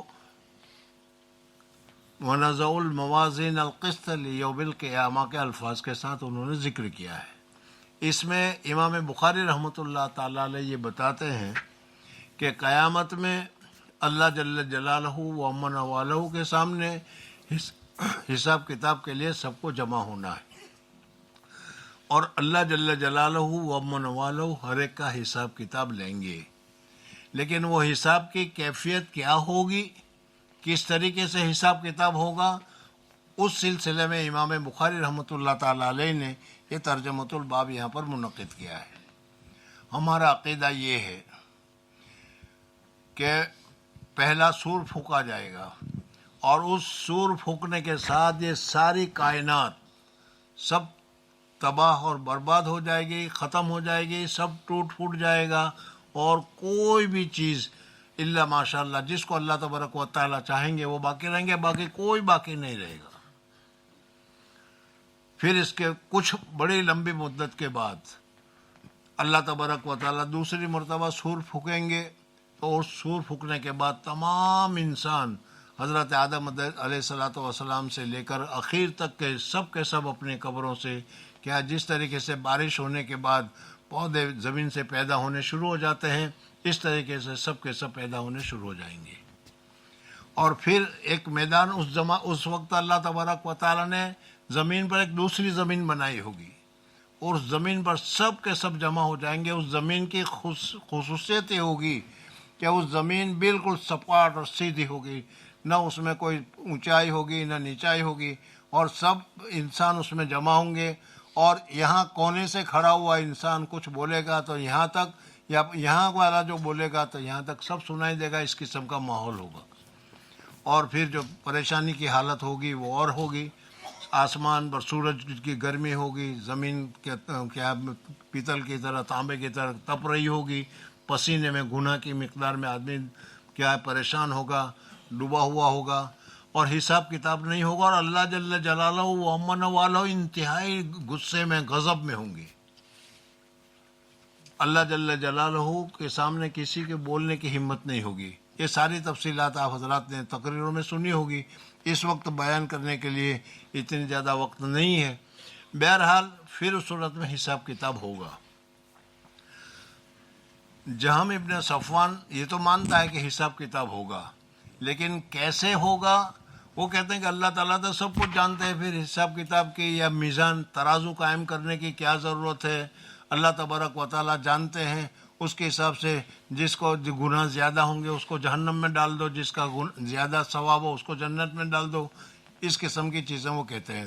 امام بخاری رحمۃ اللہ علیہ فرماتے ہیں کہ قرآن پاک میں اور حدیث میں جو عقائد بیان کیے گئے ہیں اس عقیدے کے مطابق ہمارے عقیدے ہونے چاہیے۔ ہمارا دماغ جو پسند کرے وہ عقیدہ صحیح نہیں ہے۔ عقیدہ کے لیے متواتر بات ہونی چاہیے کہ جس میں کسی قسم کا کوئی شک یا شبہ کی کوئی گنجائش نہ ہو۔ اسی وجہ سے امام بخاری رحمۃ اللہ تعالیٰ علیہ نے یہاں پر جو ترجمۃ الباب منعقد کیا اس میں قرآن پاک کی آیت کو ذکر کیا، وَنَضَعُ الْمَوَازِينَ الْقِسْطَ لِيَوْمِ الْقِيَامَةِ، یہ قرآن پاک کی آیت ہے، اور قرآن پاک متواتر ہے۔ حضور اقدس صلی اللہ علیہ وسلم کے زمانے سے آج تک قرآن پاک کی روایت کرنے والے پڑھنے والے اتنے ہیں کہ جس کا سب کا جھوٹ پر متفق ہونا محال ہے۔ اس وجہ سے امام بخاری رحمۃ اللہ تعالیٰ علیہ نے یہاں پر قرآن پاک کی اس آیت کو ذکر کیا، اور اس میں بتایا کہ قرآن کے آیت میں اللہ تبارک و تعالیٰ فرماتے ہیں کہ ہم موازین میزان کو، ترازو کو قائم کریں گے، اور یہ ترازو جو قائم کیا جائے گا وہ کیوں؟ انصاف کی وجہ سے۔ اللہ جل جلالہ سب کچھ جانتے ہیں، لیکن اپنے علم کے مطابق اگر اللہ تعالیٰ کسی کو جنت میں بھیج دیں، کسی کو جہنم میں بھیج دیں، تو اس آدمی کو کہنے کا موقع ملے گا کہ میں نے تو اتنی ساری نیکیاں کی تھی، مجھے تو غلط جہنم میں بھیج دیا۔ اس وجہ سے اللہ تبارک و تعالیٰ جس طریقے سے ایک انصاف ہوتا ہے اور دنیا میں تولا جاتا ہے، ناپا جاتا ہے، ترازو میں دیکھا جاتا ہے، اس طریقے سے اللہ تبارک و تعالیٰ ترازو کو قائم کریں گے، اور اللہ تبارک و تعالیٰ ہر ایک آدمی کو اس نے ذرا سا بھی کوئی نیکی کام کیا ہو، ذرہ یرا، وہ اللہ تبارک و تعالیٰ اس کو دکھلا دیں گے اور اس کے سامنے آ جائے گا۔ اس وجہ سے ترازو قائم کیا جائے گا۔ پھر اس کے بعد اس پر ایک دوسری بحث آئے گی کہ موازین کا لفظ استعمال کیا گیا ہے۔ میزان کے معنی آتے ہیں ترازو کے، اور موازین اس کی جمع ہے، یعنی بہت سارے ترازو قائم کیے جائیں گے۔ تو ایک ترازو ہوگا یا بہت سارے ترازو ہوں گے؟ تو اس میں بعض حضرات کہتے ہیں کہ ایک ہی ترازو ہوگا، اور وہ ترازو اتنا بڑا ہوگا کہ جس کی عظمت کی وجہ سے جمع کا صیغہ استعمال کیا گیا کہ نضع الموازین۔ ایک حدیث میں آتا ہے کہ ترازو اتنا بڑا ہوگا کہ ساتوں زمین، آسمان اور پوری کائنات اس کے ایک پلڑے میں رکھ دیا جائے تو وہ سب کے سب اس میں سما جائیں گے۔ بعض حضرات فرماتے ہیں کہ نہیں، ہر ایک کا میزان الگ الگ ہوگا۔ دنیا میں بھی ہم دیکھتے ہیں کہ لکڑیوں کے تولنے کا کانٹا ہوتا ہے وہ الگ ہوتا ہے، سونے کے تولنے کا کانٹا ہوتا ہے وہ الگ ہوتا ہے، کھانے پینے کی چیزوں کا ترازو ہوتا ہے وہ الگ ہوتا ہے۔ تو اسی طریقے سے ہر صنف کا، ہر قسم کا آدمیوں کے لیے بھی ترازو الگ الگ ہوگا۔ نماز کا ترازو الگ ہوگا، روزے کا ترازو الگ ہوگا، اور اسی طریقے سے الگ الگ ترازو میں سب کے وزن کو تولا جائے گا، سب کے اعمال کو تولا جائے گا۔ وَنَضَعُ الْمَوَازِينَ الْقِسْطَ لِيَوْمِ الْقِيَامَةِ۔ اب اس کے بعد اس میں میزان میں تولا کیا جائے گا، کس چیز کو تولیں گے؟ جہم ابن صفوان، جس کا میں نے ابھی نام لیا، وہ یہ کہتا ہے کہ میں بول رہا ہوں تو میرے وزن الفاظ جو ہے وہ الفاظ تو ہوا میں بکھر گئے، وہ تو ایک عارضی چیز ہے، دکھائی نہیں دیتے، جس کا جسم نہیں ہے۔ جب جسم نہیں ہے تو وہ تولا کیسے جائے گا؟ اس وجہ سے وہ میزان کا ہی انکار کرتے ہیں کہ اللہ تبارک و تعالیٰ کے یہاں کا ترازو نہیں ہوگی، اس لیے کہ نماز ہم نے پڑھی، روزہ ہم نے رکھا، تو اس کو تولا کس طریقے سے جائے گا۔ بہرحال اس سلسلے میں علماء کے مختلف اقوال ہے۔ بعض حضرات یہ فرماتے ہیں کہ یہاں پر اللہ تبارک و تعالیٰ نے 2 فرشتے ہر ایک انسان کے ساتھ رکھ رکھے ہیں، کرامن کاتبین سے ہم اس کو تعبیر کرتے ہیں، یعنی لکھنے والے 2 فرشتے۔ ہم تو یہ سمجھتے ہیں کہ ان کا نام، ایک کا نام کرامن کاتبین ہے تو ایک کا نام کرام ہوگا اور دوسرا کا نام کاتب ہوگا، یہ نہیں، لکھنے کے والے 2 معزز فرشتے ہر ایک انسان کے ساتھ بیٹھے ہوئے ہیں، اور ہر منٹ کا، ہر سیکنڈ کا ہمارا ہر عمل وہ لکھتے چلے جا رہے ہیں۔ تو جو دفتر وہ لکھ رہے ہیں ان دفتروں کا وزن کیا جائے گا، اور حدیث سے اس کا استدلال بھی ہوتا ہے کہ ایک آدمی کو اللہ تبارک و تعالیٰ کے سامنے لایا جائے گا اور اس کے 99 دفتر ہوں گے، اور ہر دفتر اتنا لمبا کہ جہاں تک نظر پہنچے، اور وہ سارے دفتر میں سب گناہ ہی گناہ لکھا ہوگا، اس نے کوئی نیکی یا خیر کی ہی نہیں ہوگی۔ اللہ جل جلالہ کے سامنے لایا جائے گا تو وہ کہے گا، اللہ تعالیٰ کہیں گے اس کو تولا جائے، وہ کہے گا کہ یا اللہ اس میں کوئی خیر کی چیز تو ہے نہیں، تولا کیا جائے گا؟ تو فرشتے کہیں گے کہ ایک انگوٹھے کے برابر ایک کاغذ کا پرزہ ہوگا، ایک کاغذ کا ٹکڑا ہوگا، اس ٹکڑے پر لکھا ہوگا کہ اس نے لا الہ الا اللہ محمد رسول اللہ یا لا الہ اس نے پڑھا ہے۔ پتہ نہیں کس اخلاص کے ساتھ، کس طریقے سے، کس درد سے، کس محبت سے پڑھا ہوگا کہ اللہ تبارک و تعالیٰ کا وہ اس کا لا الہ پڑھنا اتنا پسند آ گیا ہوگا کہ وہ لکھا ہوا ہوگا۔ اللہ تبارک و تعالیٰ فرمائیں گے اس کا وزن کیا جائے گا؟ وہ کہے گا کہ اتنے سارے دفتر کے سامنے اس کاغذ کے ٹکڑے کا کیا وزن ہوگا؟ اللہ تبارک و تعالیٰ فرمائیں گے کہ آج ہمارے یہاں کسی کے اوپر ظلم نہیں ہوگا، جو نیکیاں ہیں وہ ساری پیش کی جائے گی، سب وزن کی جائے گی۔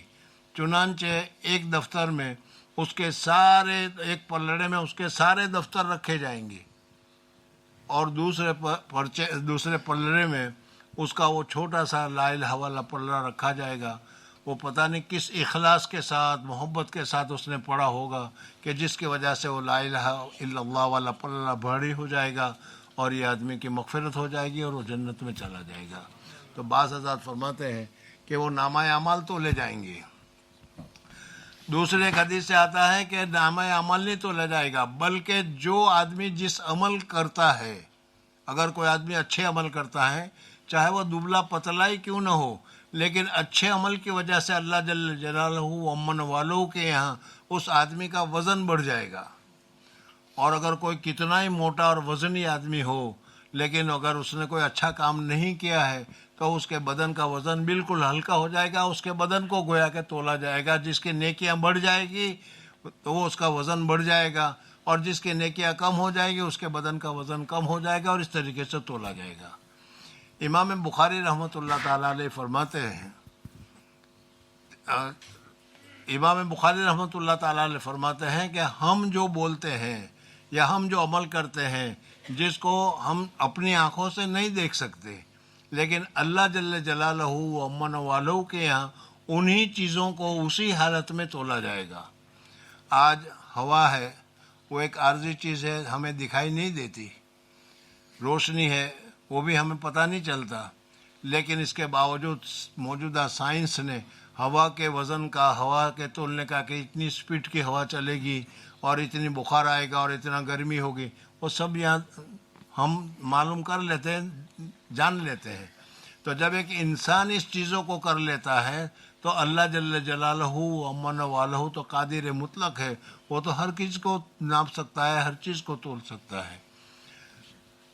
بعض حضرات یہ بھی فرماتے ہیں کہ اس وقت ہم جو عمل کرتے ہیں، اللہ جل جلالہ و امن والہ انہی عملوں کو اچھائی یا برائی کی شکل میں تبدیل کر دیں گے۔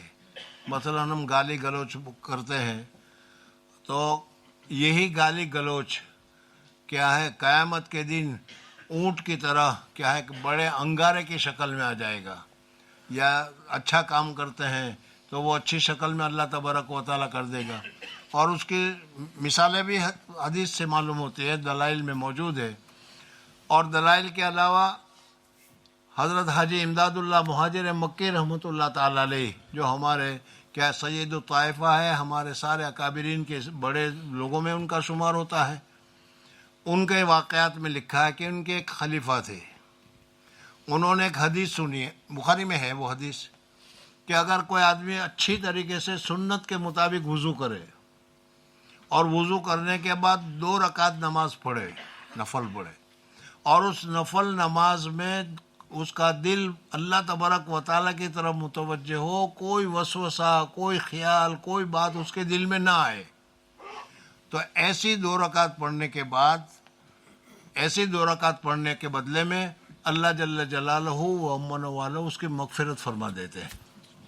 بزرگوں اور دوستو، حدیث میں ہمیں جنت حاصل کرنے کے بہت سارے طریقے بتائے گئے ہیں، اس میں سے ایک طریقہ یہ بھی بتایا گیا ہے، اچھی طریقے سے سنت کے مطابق وضو کرو، اور وضو کرنے کے بعد 2 رکعت پڑھو اور پوری توجہ نماز میں رہے، دنیا یا دنیا کی چیزوں کی طرف یا کسی دوسری چیزوں کی طرف ہمارا دھیان نہ جائے، ایسی 2 رکعت پڑھ لی تو اللہ جل جلالہ و امن والہ ایسی نماز کے اوپر اس کی مغفرت فرما دیتے ہیں۔ حضرت حاجی امداد اللہ مہاجر مکی رحمۃ اللہ تعالیٰ علیہ کے خلیفہ تھے، انہوں نے جب یہ حدیث سنی تو ان کے دل میں خیال آیا کہ آج مجھے اسی طریقے سے آج 2 رکعت نفل پڑھنی ہے، اور انہوں نے اچھی طریقے سے وضو کیا، اور وضو کرنے کے بعد پوری توجہ کے ساتھ انہوں نے نماز پڑھی، اور چونکہ ہمارا دھیان، ہمارا دماغ کس طریقے سے متحرک ہوتا ہے، چلتا پھرتا رہتا ہے، ہر ایک آدمی جانتا ہے، تو اس وجہ سے انہوں نے کہیں دوسری جگہ دھیان نہ جائے، اس وجہ سے پوری نماز میں آنکھیں بند کر دی تاکہ پوری طریقے سے دھیان نماز کی طرف رہے، اور نماز انہوں نے پوری کی۔ بڑے بزرگوں میں تھے، حضرت حاجی امداد اللہ مہاجر مکی رحمۃ اللہ تعالیٰ علیہ کے بڑے خلفاء میں تھے۔ انہوں نے نماز پڑھنے کے بعد ان کے دل میں خیال آیا کہ میں نے آج عمل تو کیا ہے، میں دیکھوں تو صحیح کہ اللہ تبارک و تعالیٰ کے یہاں میرے اس عمل کی کیا قدر منزلت ہے، کیسا عمل ہوا، میرا ہوا کہ نہیں ہوا۔ ان کے دل میں خیال پیدا ہوا، مراقبہ کیا انہوں نے، تو مراقبہ میں انہوں نے دیکھا کہ ایک بہت ہی حسین اور جمیل ایک عورت ہے، ایسی حسین اور جمیل عورت انہوں نے زندگی میں کبھی دیکھی نہیں تھی، تھی نہیں، اور وہ سامنے سے آ رہی ہے، تمام چیز اس میں سب سے اعلیٰ درجے، حسن کے اعلیٰ درجے پر ہے، لیکن آنکھ سے اندھی ہے۔ یہ سوچ میں پڑ گئے کہ یہ کیا بات ہے۔ حضرت حاجی صاحب رحمۃ اللہ تعالیٰ علیہ کے پاس گئے اور حضرت حاجی صاحب رحمۃ اللہ تعالیٰ علیہ سے کہا کہ حضرت آج میں نے ایک عمل کیا، اور اس عمل کرنے کے بعد میں نے مراقبہ کیا تو مراقبہ میں مجھے ایک عورت دکھائی دی جو بڑی انتہائی درجے کی حسین ہے لیکن آنکھ سے اندھی ہے۔ حضرت حاجی صاحب تھے، انہوں نے فرمایا کہ معلوم ہوتا ہے کہ تم نے نماز پڑھی، اس نماز میں آنکھیں بند کر کے نماز پڑھی ہے، آنکھوں کو بند کر کے نماز پڑھنا خلاف سنت ہے، اس وجہ سے وہ تمہیں اندھی نظر آئی۔ تو یہاں پر جو 2 رکعت نماز پڑھی گئی تھی، وہ 2 رکعت کو ایک عورت کے شکل میں اللہ تبارک و تعالیٰ نے بدل دی۔ یا اگر آپ کہیں کہ بھائی یہ تو اولیاء والوں کی بات ہے، ہم تو قرآن اور حدیث کی دلیل چاہیے، تو قرآن کی حدیث بھی موجود ہے۔ حدیث پاک میں آتا ہے کہ جو عورت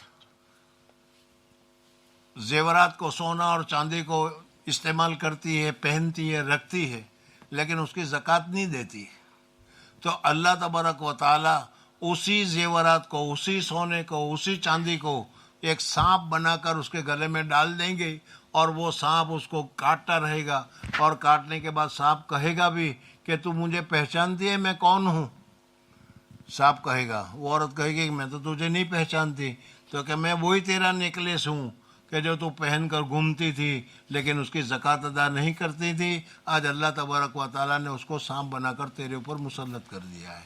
تو بعض حضرات فرماتے ہیں کہ اسی طریقے سے اللہ تبارک و تعالیٰ ہمارے اس عوارضات کو جسمانیت میں بدل دیں گے۔ امام بخاری رحمۃ اللہ علیہ ساری بحثوں کو ذکر کرنے کے بعد فرماتے ہیں کہ وَنَضَعُ الْمَوَازِينَ الْقِسْطَ لِيَوْمِ الْقِيَامَةِ وَأَنَّ أَعْمَالَ بَنِي آدَمَ وَقَوْلُهُمْ تُوزَنُ۔ امام بخاری رحمۃ اللہ علیہ فرماتے ہیں ان ساری چیزوں کی طرف جانے کی ضرورت نہیں ہے۔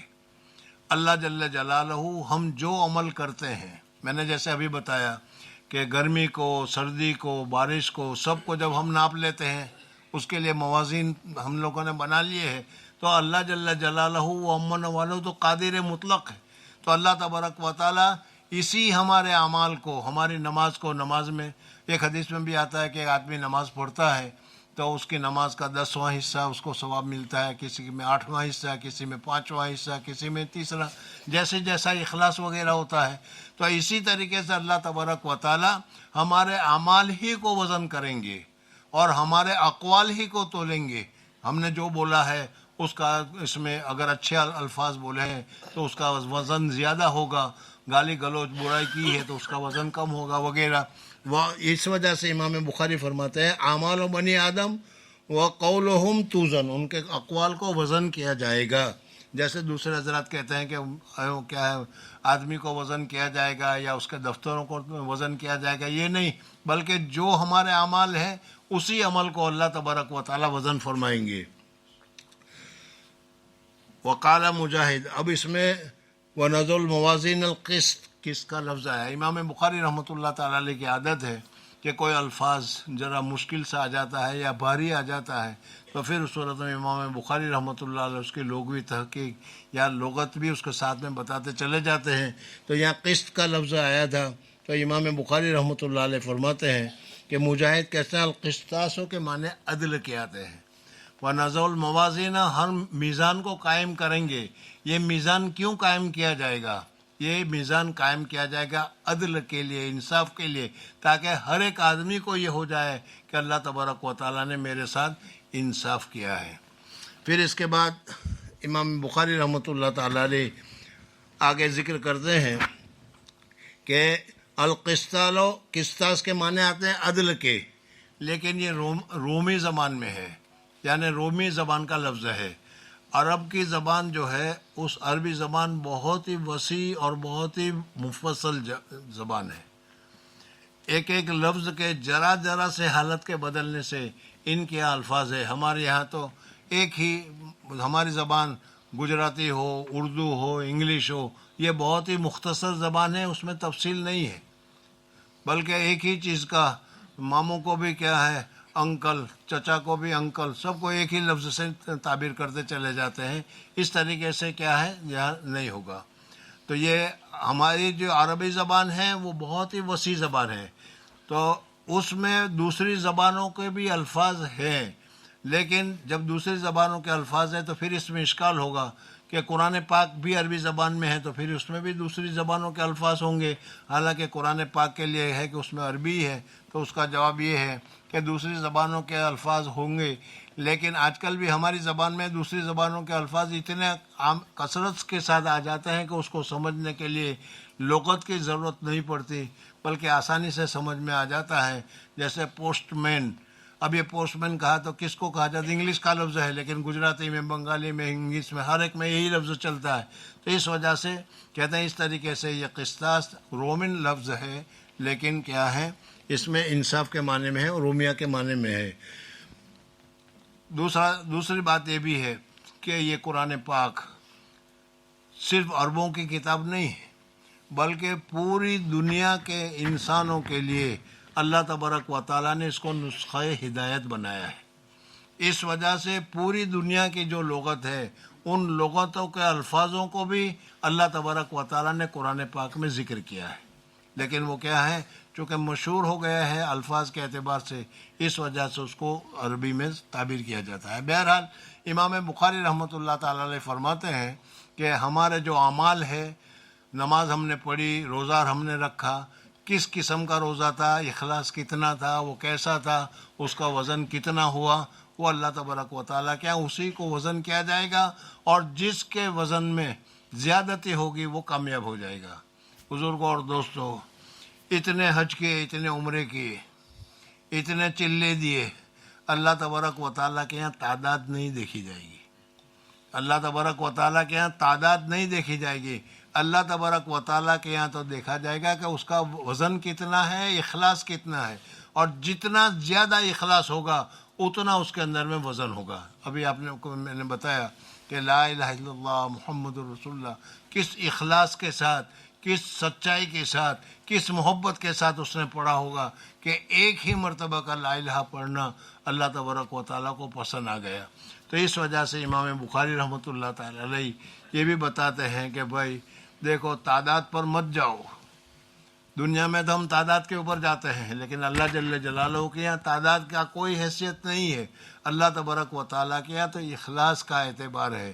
اسی وجہ سے حدیث پاک میں بتایا گیا ہے کہ اگر صحابی نے ایک مٹھی جو اللہ تبارک و تعالیٰ کے راستے میں دیے ہیں, کس اخلاص کے ساتھ دیے ہوں گے, کس محبت کے ساتھ دیے ہوں گے. اگر اس وقت کا امتی احد پہاڑ کے برابر بھی سونا اللہ کے راستے میں خرچ کرے تو ایک مٹھی جو کے برابر نہیں ہو سکتا. اس وجہ سے اپنے اعمال میں دیکھو کہ کتنا عمل ہم اخلاص کے ساتھ کر رہے ہیں, کتنا دوسروں کو دکھلانے کے لیے کر رہے ہیں, کتنا لوگوں میں شہرت حاصل کرنے کے لیے کر رہے ہیں, کتنا پروپیگنڈا کے لیے کر رہے ہیں. اور جو اس کام کے لیے کر رہے ہیں اللہ تبارک و تعالیٰ کے یہاں اس کی کوئی قدر و قیمت نہیں ہے. اللہ کو راضی کرنے کے لیے ایک پیسہ بھی اپنے دیا ہے تو وہ اللہ تبارک و تعالیٰ کے یہاں قبول ہے. اس وجہ سے بہت سارے ہمارے اعمال ہم سمجھتے ہیں کہ ہم نے بہت کچھ کیا ہے, لیکن اخلاص کی کمی کی وجہ سے یا ریاکاری کی وجہ سے وہ عمل اوپر بھی نہیں جاتا. سارا کا سارا یہی ہوگا, اور قیامت پہ ہم جائیں گے تو پتہ چلے گا کہ ہمارا تو سارے عمل ریاکاری کی وجہ سے کوئی اوپر پہنچا ہی نہیں, اور ہم تو وہاں خالی نیک عمل سے گئے اور گناہوں کو لے کر گئے. اس وجہ سے اپنے اعمال کو درست کرنے کی ضرورت ہے. بہرحال امام بخاری رحمۃ اللہ تعالی علیہ نے حدیث ذکر کی.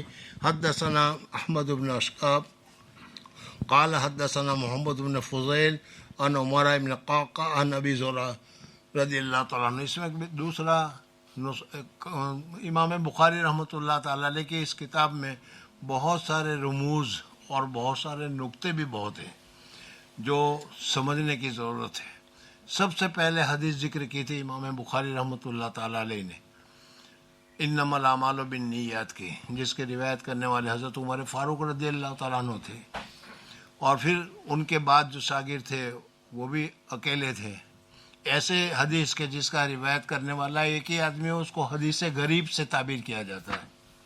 تو امام بخاری رحمۃ اللہ تعالی علیہ نے اپنی کتاب کو شروع کی وہ حدیث غریب سے, اور اسی طریقے سے اپنی کتاب کو ختم کی اس میں بھی حدیث غریب ہے. حضرت ابو ہریرہ رضی اللہ تعالیٰ عنہ سے جو روایت کرنے والے ہیں وہ ایک ہی صحابی, ایک ہی آدمی ہے.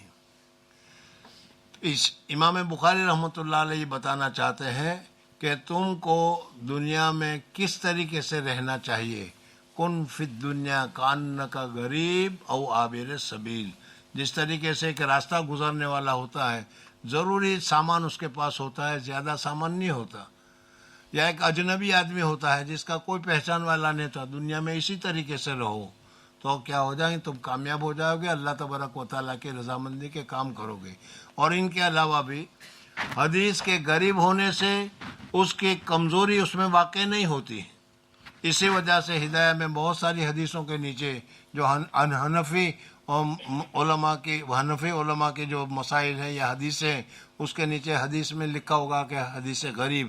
تو حضرت شیخ نور اللہ مرکزو فرماتے ہیں کہ امام بخاری رحمۃ اللہ علیہ کی کتاب ان میں اگر حدیث غریب ہے, اس حدیث غریب کی وجہ سے اس حدیث کی کتاب کے کوئی کمزوری نہیں آتی. تو پھر احناف نے اگر کوئی روایت بیان کی ہے اور وہ اگر غریب ہے تو اس میں کیسے کمزوری آ جائے گی.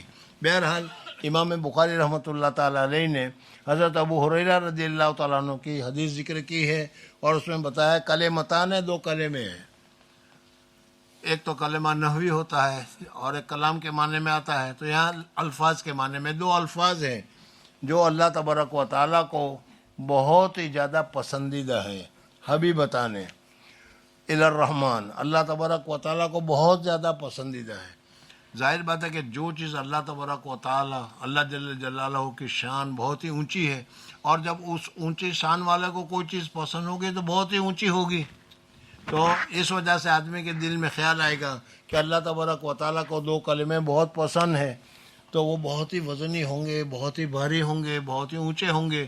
اسی وجہ سے حدیث پاک میں دوسرا لفظ ذکر کیا گیا، خفیفتان علی اللسان، یعنی تمہاری زبان پر اس کا ادا کرنا بہت ہی ہلکا ہے، بہت ہی آسان ہے۔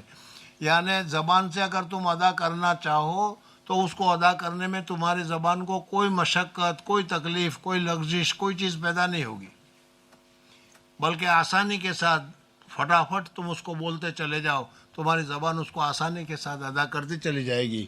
خفیفتان علی اللسان، اب جب یہ لسان کے اوپر، زبان کے اوپر وہ ہلکے ہیں تو پھر اللہ تبارک و تعالیٰ کے یہاں اس کا کیا وزن ہوگا؟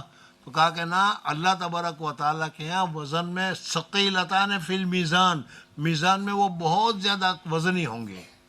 امام بخاری رحمۃ اللہ تعالیٰ علیہ نے یہاں پر اس حدیث کو ذکر کرنے کے بعد میزان کا لفظ لا کر بتا دیا کہ جو وزن کیا جائے گا وہ میزان میں کیا جائے گا، ترازو میں کیا جائے گا، جیسے ترجمۃ الباب میں انہوں نے ذکر کیا گیا تھا۔ اس وجہ سے کہا کہ یہ الفاظ ترازو میں بہت زیادہ وزن والے ہوں گے، اس وجہ سے اس الفاظ کو تمہیں کثرت کے ساتھ پڑھتے رہنا چاہیے۔ اور وہ کیا ہے؟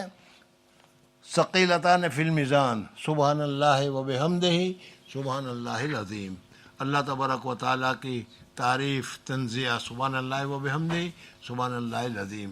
امام بخاری رحمۃ اللہ تعالیٰ علیہ نے اس حدیث کو جو ابھی میں نے تمہارے سامنے پڑھی اپنی کتاب میں 3 جگہ پر ذکر کیا ہے، الگ الگ سند کے ساتھ۔ امام بخاری رحمۃ اللہ علیہ نے ان دونوں کو نہیں لیا، اور تیسری سند کے ساتھ احمد ابن اشکاب جو ان کے استاد ہیں ان کی حدیث کو لیا ہے۔ اس کی وجہ یہ ہے کہ امام بخاری رحمۃ اللہ تعالیٰ علیہ اپنی کتاب کا براءت اختتام چاہتے تھے۔ براءت اختتام کا معنی ہے کہ آخری حالت کا اعتبار ہے۔ بزرگوں اور دوستوں، آخری حالت ہی کا اللہ تبارک و تعالیٰ کے یہاں اعتبار ہے۔ آدمی زندگی بھر اچھا کام کرتا رہے، لیکن مرنے سے پہلے اس سے غلطی ہو جائے، پھسل جائے، تو وہ سارا کام بیکار ہے۔ اس وجہ سے مرتے وقت اللہ تبارک و تعالیٰ کا کلام، اللہ تبارک و تعالیٰ کا نام ہمارے زبان پر ہونا چاہیے۔ اور جس آدمی نے من کانا آخر و کلام لا الہ الا اللہ، جس آدمی کا آخری الفاظ یہ ہو لا الہ الا اللہ، دخل الجنہ، وہ جنت میں داخل ہو جائے گا۔ اس وجہ سے امام بخاری اپنی کتاب کو ختم کرنا چاہتے تھے، اور اس میں آخر میں اللہ تبارک و تعالیٰ کے نام کو لانا چاہتے تھے۔ اس وجہ سے اس حدیث کو لائے کہ جس میں اللہ عظیم سب سے آخری الفاظ ہے، سبحان اللہ و بحمدہ سبحان اللہ العظیم، کہ اللہ عظیم کے اوپر اپنی کتاب کو انہوں نے ختم کیا۔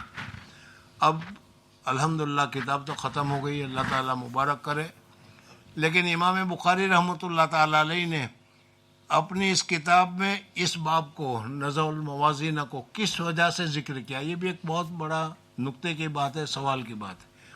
امام بخاری رحمۃ اللہ تعالیٰ علیہ یہ بتانا چاہتے ہیں، جیسے سب سے پہلی حدیث میں امام بخاری رحمۃ اللہ تعالیٰ علیہ نے بتایا تھا انما الاعمال بالنیات۔ اس وقت آپ کے اساتذہ نے بتایا ہوگا کہ دیکھو امام بخاری اس حدیث کو لا کر ہم کو تعلیم دے رہے ہیں کہ اس کتاب کے پڑھنے میں تمہاری نیتوں کو درست کر لو، نیتوں کو صحیح کر لو، اور اپنے ہر عمل کو، جو بھی کام کرتے ہو اس کو صحیح نیت سے کرو، اللہ کو راضی کرنے کے لیے کرو، انما الاعمال بالنیات۔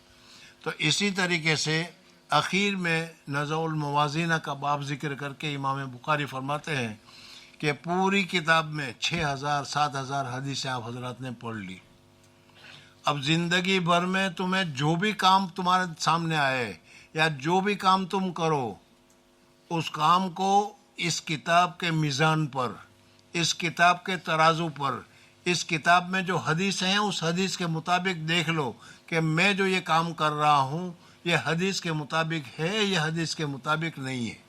میرا یہ کام اس کتاب کے میزان پر صحیح اتر رہا ہے یا صحیح نہیں اتر رہا ہے. اگر صحیح اتر رہا ہے تو کرو، اور اگر صحیح نہیں اتر رہا ہے تو مت کرو. امام بخاری رحمۃ اللہ تعالیٰ علیہ یہ بتانا چاہتے ہیں. اور اس کے ساتھ ساتھ حضرت شیخ نور اللہ مرکزو فرماتے ہیں کہ امام بخاری رحمۃ اللہ تعالیٰ علیہ کی عادت ہے کہ ہر کتاب کے اختتام میں وہ موت کو یاد دلاتے ہیں. تو اخیر میں امام بخاری رحمۃ اللہ تعالیٰ علیہ نے ہمیں یاد دلا دیا کہ دنیا میں جو چاہے کر لو، یاد رکھو کہ اللہ کے سامنے حاضر ہونا ہے، وہاں میزان قائم ہونی ہے، وہاں ہمارے اعمال تولے جائیں گے، وہاں ہم کامیاب ہوں گے یا نہیں ہوں گے، اس کو ہمیشہ مد نظر رکھو. اللہ جل جلالہ و امن والہ ہم سب کو صحیح عمل کرنے کی اور ایسے عمل کرنے کی جس کو اللہ تبارک و تعالیٰ کو پسند ہو، جو اللہ تبارک و تعالیٰ کے یہاں زیادہ وقت رکھتا ہو، ایسے کام کرنے کی، ایسے اخلاص والے کام کرنے کی اللہ تبارک و تعالیٰ ہمیں سعادت نصیب فرمائیں، توفیق نصیب فرمائیں، اور اللہ جل جلالہ ہمارے تمام گناہوں سے ہماری مغفرت فرمائیں. وآخر دعوانا ان الحمد للہ رب العالمین. اللہم صلی علی سیدنا و شفیعنا و حبیبنا و سندنا و سیدنا و مولانا محمد وعلی آل سیدنا و نبینا مولانا محمد وبارک وسلم تسلیما کثیرا کثیرا کثیرا. اللہم لک الحمد کلہ ولک الشکر کلہ. اللہم لا احصی ثناء علیک انت کما اثنیت علی نفسک. ربنا ظلمنا انفسنا وان لم تغفر لنا وترحمنا لنکونن من الخاسرین. ربنا اغفر لنا ذنوبنا واسرافنا فی امرنا وثبت اقدامنا وانصرنا علی القوم الکافرین. رب اجعلنی مقیم الصلاۃ ومن ذریتی ربنا وتقبل دعاء. رب اغفر لی ولوالدی وللمؤمنین یوم یقوم الحساب. اللہم انا نسألک علما نافعا ورزقا واسعا وشفاء من کل داء. اللہم انا نعوذ بک من علم لا ينفع وقلب لا يخشع وعین لا تدمع ونفس لا تشبع ومن هؤلاء الاربع. اللہم طہر قلبی من النفاق وعملی من الریا ولسانی من الکذب وعینی من الخیانہ فإنك تعلم خائنة الأعین وما تخفی الصدور. لا الہ الا اللہ الحلیم الکریم. سبحان اللہ رب العرش العظیم والحمد للہ رب العالمین. نسألک موجبات رحمتک وعزائم مغفرتک والغنیمۃ من کل بر والسلامۃ من کل اثم. لا تدع لنا ذنبا الا غفرتہ ولا ہما الا فرجتہ ولا حاجۃ ہی لک رضا الا قضیتہا یا ارحم الراحمین. اللہم انا نسألک جمیع ما سألک منہ نبیک محمد صلی اللہ علیہ وسلم ونعوذ بک من شر ما استعاذک منہ حبیبک محمد صلی اللہ علیہ وسلم. اللہم انصر من نصر دین محمد صلی اللہ علیہ وسلم واجعلنا منہم. اللہم اخذل من خذل دین محمد صلی اللہ علیہ وسلم ولا تجعلنا معہم. ربنا ظلمنا انفسنا وان لم تغفر لنا وترحمنا لنکونن من الخاسرین. ربنا اغفر لنا ذنوبنا واسرافنا فی امرنا وثبت اقدامنا وانصرنا علی القوم الکافرین. یا اللہ ہم بہت ہی گنہگار ہیں، یا اللہ ہم بہت ہی خطا کار ہیں، یا اللہ ہم بہت ہی سیاہ کار ہیں. ساری زندگی ہم گناہوں میں ہی لگے رہے. یا اللہ ساری زندگی ہم گناہوں میں پھنسے گئے رہے. یا اللہ ہم بہت ہی زیادہ اپنے کیے اوپر ندامت کا اظہار کرتے ہیں، ہم بہت ہی زیادہ افسوس کا اظہار کرتے ہیں.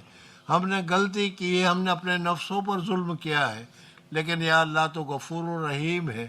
تو نے فرمایا ہے کہ یا عبادی الذین اشرفوا لا تقنطوا من رحمت اللہ ان اللہ یغفر الذنوب جميعا.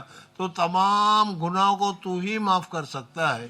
یا اللہ ہم سب اپنے گناہوں پر ندامت کا اظہار کرتے ہیں، آئندہ کبھی گناہ نہ کرنے کا پکا عہد کرتے ہیں. یا اللہ اب تک کے ہمارے سارے گناہوں کو معاف فرما دے. یا اللہ ہماری پوری مغفرت فرما دے. ہمارے آباء و اجداد کی مغفرت فرما دے، ہمارے امہات کی مغفرت فرما دے، ہمارے گھر والوں کی مغفرت فرما دے، ہمارے بیوی بچوں کی مغفرت فرما دے. ہمارے بھائی بہنوں کی مغفرت فرما دے، ہمارے محلے والوں کی مغفرت فرما دے، ہمارے شہر والوں کی مغفرت فرما دے، ہمارے ملک والوں کی مغفرت فرما دے۔ یا اللہ ہماری اور پوری امت محمدیہ کی مغفرت فرما دے۔ یا اللہ پوری امت کی مغفرت فرما دے۔ یا اللہ جیسے بھی ہم ہیں لیکن تیری وحدانیت کا ہم اقرار کرتے ہیں، تیرے حبیب پاک کے امتی ہیں، اپنے حبیب کے طفیل پوری امت محمدیہ کے حال پر رحم فرما۔ یا اللہ مسلمانوں کے حال پر رحم فرما۔ یا اللہ مسلمانوں کے حال پر رحم فرما، ان کو رشد و ہدایت عطا فرما، صلاح اور فلاح عطا فرما، تقوی اور طہارت عطا فرما، سب کو حضور اقدس صلی اللہ علیہ وسلم کی سنتوں پر جمع ہونے کی سعادت اور توفیق نصیب فرما۔ یا اللہ محض اپنے فضل و کرم سے ہم میں جو پریشان حال ہیں ان کی پریشانی کو دور فرما، ہم میں جو مصیبت زدہ ہیں ان کی مصیبتوں کو دور فرما۔ یا اللہ ہم میں جو محتاج ہیں ان کی حاجتوں کو پورا فرما۔ یا اللہ جو اولاد کے متمنی ہیں ان کو نیک صالح اولاد نصیب فرما۔ یا اللہ جو اولاد سے پریشان ہیں ان کی اولاد کو رشد و ہدایت عطا فرما۔ یا اللہ پوری امت محمدیہ یا اللہ غلط راستے پر چلی جا رہی ہے، تیرے راستے سے ہٹتی چلی جا رہی ہے، تیرے حبیب پاک صلی اللہ علیہ وسلم کی سنتوں سے ہٹتی چلی جا رہی ہے۔ یا اللہ ہم سب کو رشد و ہدایت عطا فرما کر پھر راہ راست پر جما کر ہمیں عزت و احترام نصیب فرما۔ یا اللہ ہم میں جو پریشان حال ہیں ان کی پریشانیوں کو دور فرما۔ یا اللہ جن لوگوں نے ہم کو دعا کے لیے کہا ہے، لکھا ہے، یا ان کا ہم پر حق ہے، یا ان کا ہم پر احسان ہے، یا وہ ہم سے دعا کے متمنی ہے، یا اللہ تو علیم اور خبیر ہے۔ یا اللہ سب کی حاجتوں کو پورا فرما، سب کو پریشانیوں سے دور فرما، بیماروں کو بیماریوں سے شفا کاملہ عاجلہ مستمرہ نصیب فرما۔ یا اللہ تمام امراض ظاہرہ سے، باطنہ سے، جسمانی یا روحانیہ سے ہمیں پوری شفا اور حفاظت نصیب فرما۔ یا اللہ خصوصاً امراض مزمنہ، کینسر اور اسی طریقے سے کووڈ والی ہلاکت اور اسی طریقے سے تمام بیماریوں سے جس سے پوری دنیا پریشان حال ہے، یا اللہ سب کو دور فرما کر پوری دنیا میں امن اور سکون اور شانتی نصیب فرما۔ یا اللہ ہمارے اعمال کو درست فرما دے، ہمارے نوجوانوں کو درست فرما دے، ہماری نوجوان بہنوں کو درست فرما دے، ہم سب کو سنتوں پر جمع ہونے کی سعادت اور توفیق نصیب فرما دے۔ یا اللہ حضور اقدس صلی اللہ علیہ وسلم نے ہمیں ہر چیز میں رہنمائی فرمائی ہے، حضور اقدس صلی اللہ علیہ وسلم کی اس رہنمائی پر ہمیں عمل کرنے کی سعادت اور توفیق نصیب فرما دے۔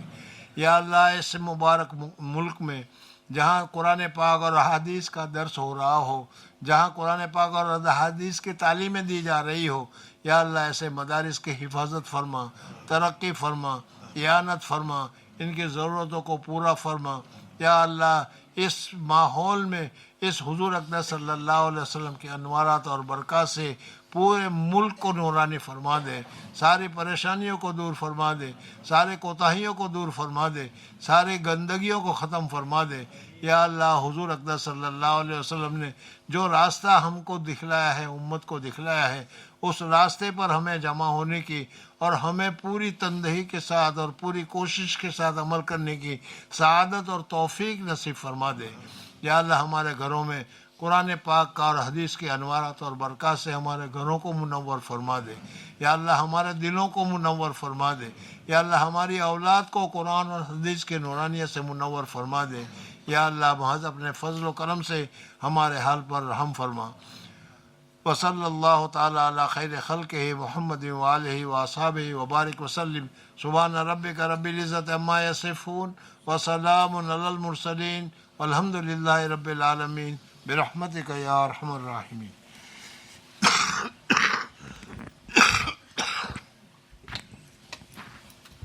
Jazakumullah khair for participating. May Allah subhanahu wa ta'ala accept. Inshallah, food will be served in the upstairs hall. All brothers are requested to make their way upstairs to partake in food. Jazakumullah khair.